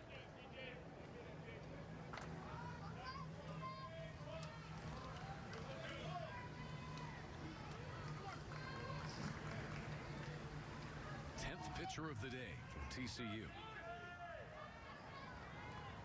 Ragusi squares.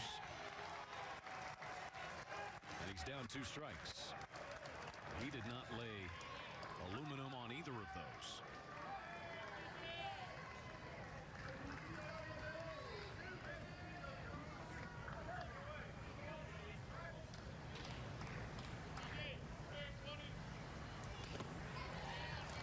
Foul ball there, not bunting with 2 strikes. Boyles did pitch in the series against Baylor earlier this year. 2 2/3 innings, didn't give a hit. He walked 3, but he also struck out 5. So he has seen the Bears before this season.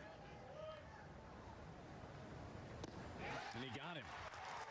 Very good changeup. 72-mile-an-hour changeup. Wow. Great location. He put a... Raguzzi fouled off the previous pitch, but he's not there to get this one. Hard breaking ball under the hands. Looked like it appeared to be a changeup to start out with. But because of the break on the ball, I'll recant it and say it's a very good slider or curveball he dropped underneath the back hands. One away. Nick Lofton, the leadoff man, is in. How about this? You bring a guy out of the bullpen. Uh-oh. That's heads-up base running.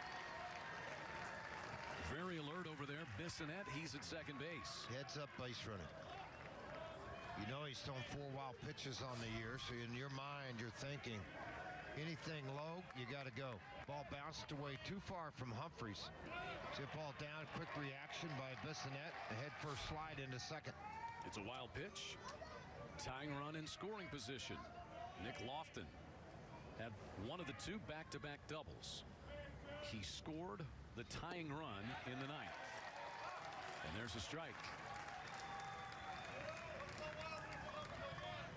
Lofton's double was to straightaway center field. Johnny Reiser came running in and went diving for it. Came up a foot shy. That set the stage for Cunningham's fly ball to right that was lost in the sun by Balta and scored Lofton to tie it and send us to extra innings.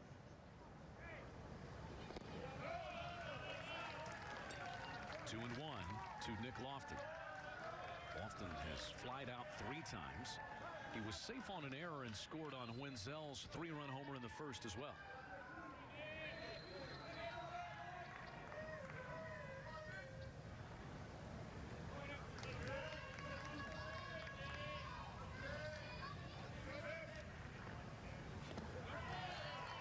And there is ball 3.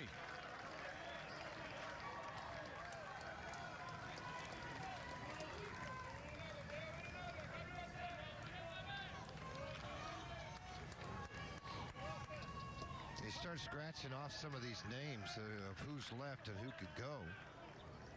It's getting slow. It's getting very, very empty down in that bullpen. You walked him. And that's not a bad walk. They say, what are you talking about? What do you mean a walk's a walk? Well, it's not a bad walk because you set up a double play. And that base runner at first could potentially be the winning run. Yeah, it would be. I mean, that's the thing about it. You get a ball in the gap and everybody starts that merry-go-round, try to score everybody, yeah. But you also set up a one-pitch move here and you get a double play ball and get out of the inning. So Morris issued the walk to Bissonette. Lofton is walked by Boyles. And here's Richard Cunningham. He drove in the tying run with that fly ball to right field that was lost in the sun in the 9th inning. And remember, tried to stretch it into a triple and got thrown out for out number 3 in the 9th. And Kirk Saarloos out to talk with Austin Boyles. After the pitches and you look at the 10 and a third, 11 walks, yeah, he has 16 strikeouts now, but you also think in your mind, take till you get a strike. Make him throw a strike. Let's add more pressure to him. You know, that's one theory of a hitting coach. The other theory is you get a gut shot at 87 miles an hour, let it fly. You may come up with that big base hit to either win the game or tie the game, too. Tying run is at second. Winning run is at first for Baylor. 1 away. Richard Cunningham is in. In addition to the double he had in the 9th, he had a base hit in the 5th.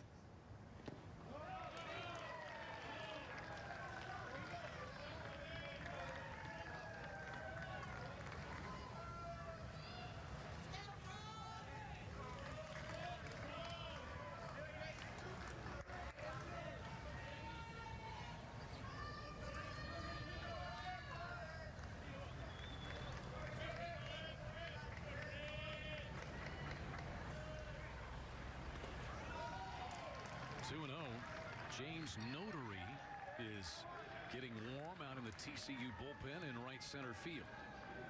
2 straight breaking balls, both in the dirt, throwing to where you don't want to get them hit.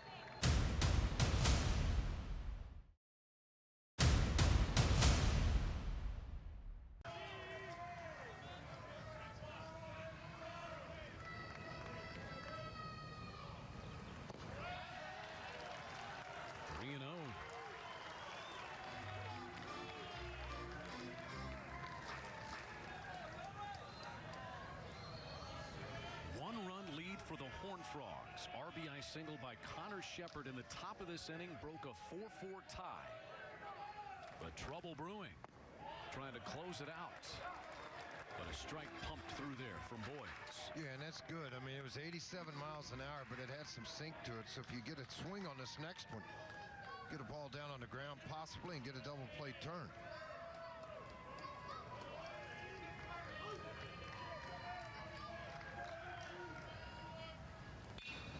Base hit to right by Cunningham. Bissonette is around third. The throw by Balta trickles. The tag is applied. Humphreys got him at the plate. A.J. Balta came up gunning. Humphreys applies the tag. Bissonette is out at the plate. Screaming safe. They're getting the same look you are at home, folks. The umpires are, and I think before that left hand came in, the right hand stayed outside of home plate. The left hand came in, but the tag was applied, and I'm not sure that the left hand ever got to the bag. Here are the reviewable plays. Batted balls, fair or foul, and ground rule double or home run. Called him out. And the umpires have emerged, and the call will stand. So 2 outs, and the Horned Frogs are an out away from securing a Big 12 championship once again. They were there in the 9th with 2 outs when Cunningham, who just got that single, by the way, lifted the fly ball that was lost in the sun, and the game got tied. But Davis Wenzel is the batter. A 3-run home run back in the first that started the scoring. Hit by pitch in the 8th. Base hit in the 10th. And the sun has changed because we're an hour later, so it's setting farther down now behind the left field, or I should say third base area. And a first pitch strike from Austin Boyles. That should allow him to breathe a little easier here. Nick Lofton is the potential tying run at second base. Richard Cunningham would be the winning run at first. Drama, drama, drama. Love it. I do too. Play some hardball. Play extra hardball.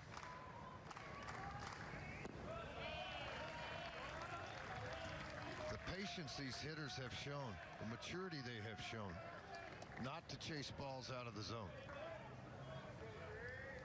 Austin Boyles, the 10th pitcher of the day for TCU. Tough spot for him, trying to close it out.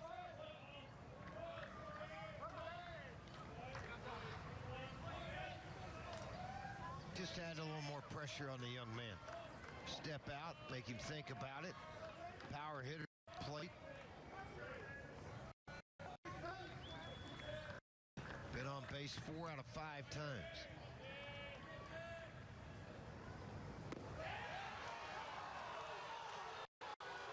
Not called a strike. Surprised a little bit. Not called a strike, but also a high breaking ball, and I'm sure that's why it was not called a strike. You see the fly to the ball almost chest high when it came in. 2-1, dangerous pitch coming to Davis Wenzel. You almost go breaking ball again. Don't give him a fastball to hit.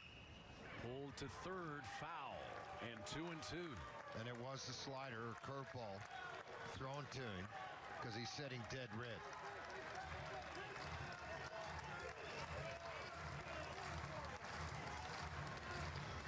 Now the Horned Frogs fans are on their feet. For the second time. Trying to close it out yet again. They had a chance in the 9th. Baylor rallied to tie. And Baylor fans up waving their gold flags and trying to keep it going. See what happens. A payoff pitch. And that's dangerous because the runners will both be moving. That means the potential winning run will be off from first base with the pitch. And as a runner, make sure they don't use the inside move to pick you at second. But defensively, they are far. Will sit in their positions, not giving anything up. I'd almost shade the shortstop an inch or two to the right to pull. Popped up toward our booth. Above our booth. Landed about 5 feet away from me. Can't believe it. You were 1 for 1 yesterday. Saved my life, actually. Another Another 3-2 pitch will come to Davis Wenzel from Austin Boyles. Nick Lofton the tying run at second. Richard Cunningham the winning run at first for the Bears, trying to win their first Big 12 championship. And they are loaded. Wenzel draws the walk.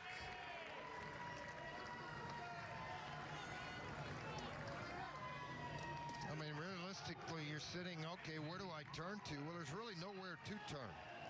Allow the young man out there. Give him that chance to try to shut this game down right now and get you a win for your club and head you to a regional. It's right against left. That gum gets a little bit squashier. You chew it a lot faster than you were. Andy Thomas. Ball one outside. Want to get ahead, strike one. He's taking. You're trying to force it. He's 2 for 4. You can strike people out, but you walk people also. Thomas a base hit in the third, another in the eighth.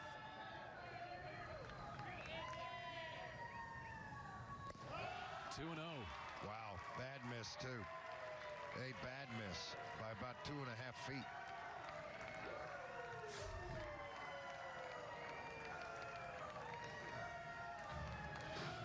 Low front left side of the body disappeared, and the arm stuck out wide right and high and away for a 2-0 count. Thomas has been good with the bases loaded. .369 hitter for the season. Jim Schlossnagle watches young Austin Boyles with the bases loaded. The winning run in scoring position in this Big 12 title game. Ball 3. Well, a walk ties it again. And Boyles is not close right now. 2 straight fastballs missed by 7 feet. I mean, they have not been close at all.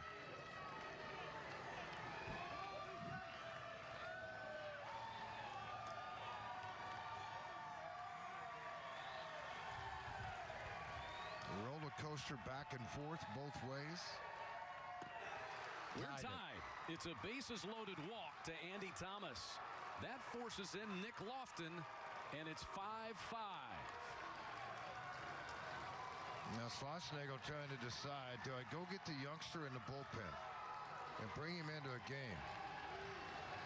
With a tie scored, do I leave him? James Notary has been throwing down in the bullpen. An earned run average of 6.17, but Austin Boyles 8.17. These last 3 balls are convincing to me the moment may have got him. It will be Boyles to face Langoliers. Bases loaded, 2 down. Winning run at third for the Baylor Bears in this Big 12 championship game. Ball 1. Richard Cunningham is the winning run at third. Time call. Connor Wanhanen and Adam Oviedo come in to try to soothe Austin Boyles.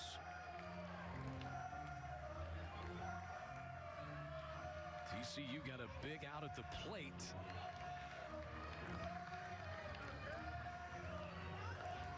It's almost meant. I mean, it's just crazy to say, but you have 2 fly balls in the 9th that you lose into the sun, 1 short to win it. Maybe it's the Bears' destiny with this situation. There's ball 2. Well, and you're not going to bring the kid in out of the bullpen. I would not think so. In this situation, with 2 balls, no strikes, 2 outs, and the bases loaded, say, go get him, kid. 1 base hit and 4 walks here in the 11th inning.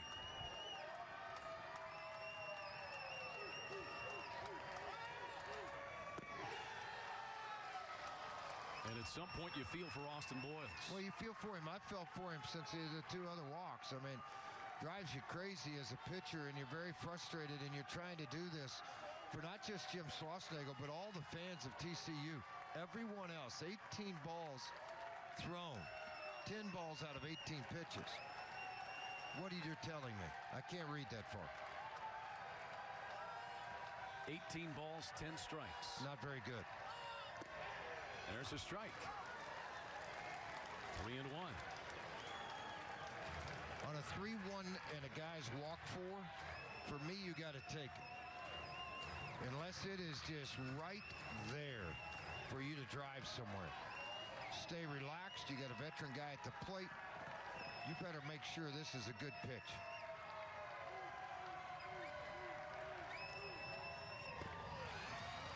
It was. And now the count is full with 2 down. Credit Austin Boyles for steadying things the last 2 pitches. Wow. Everybody's going to be moving. Steve Rodriguez just mentioned all the base runners. Watch the inside move. Start on the move when that leg kick comes up and make sure he goes to the plate. Langoliers, base hit to center. And the Baylor Bears, in their 7th appearance in the title game, win their first Big 12 tournament championship.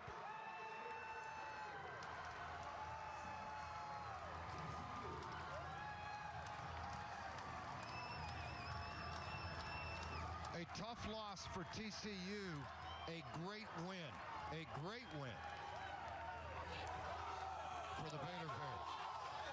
Shea Langoliers, the catcher, bases loaded, RBI single. The Bears plate the winning run in the person of Richard Cunningham and claimed their first ever Phillips 66 Big 12 championship game. Second longest game in Big 12 title game history. As far as innings are concerned, it goes 4 hours and 6 minutes, and it brings Baylor its first ever Big 12 baseball tournament championship.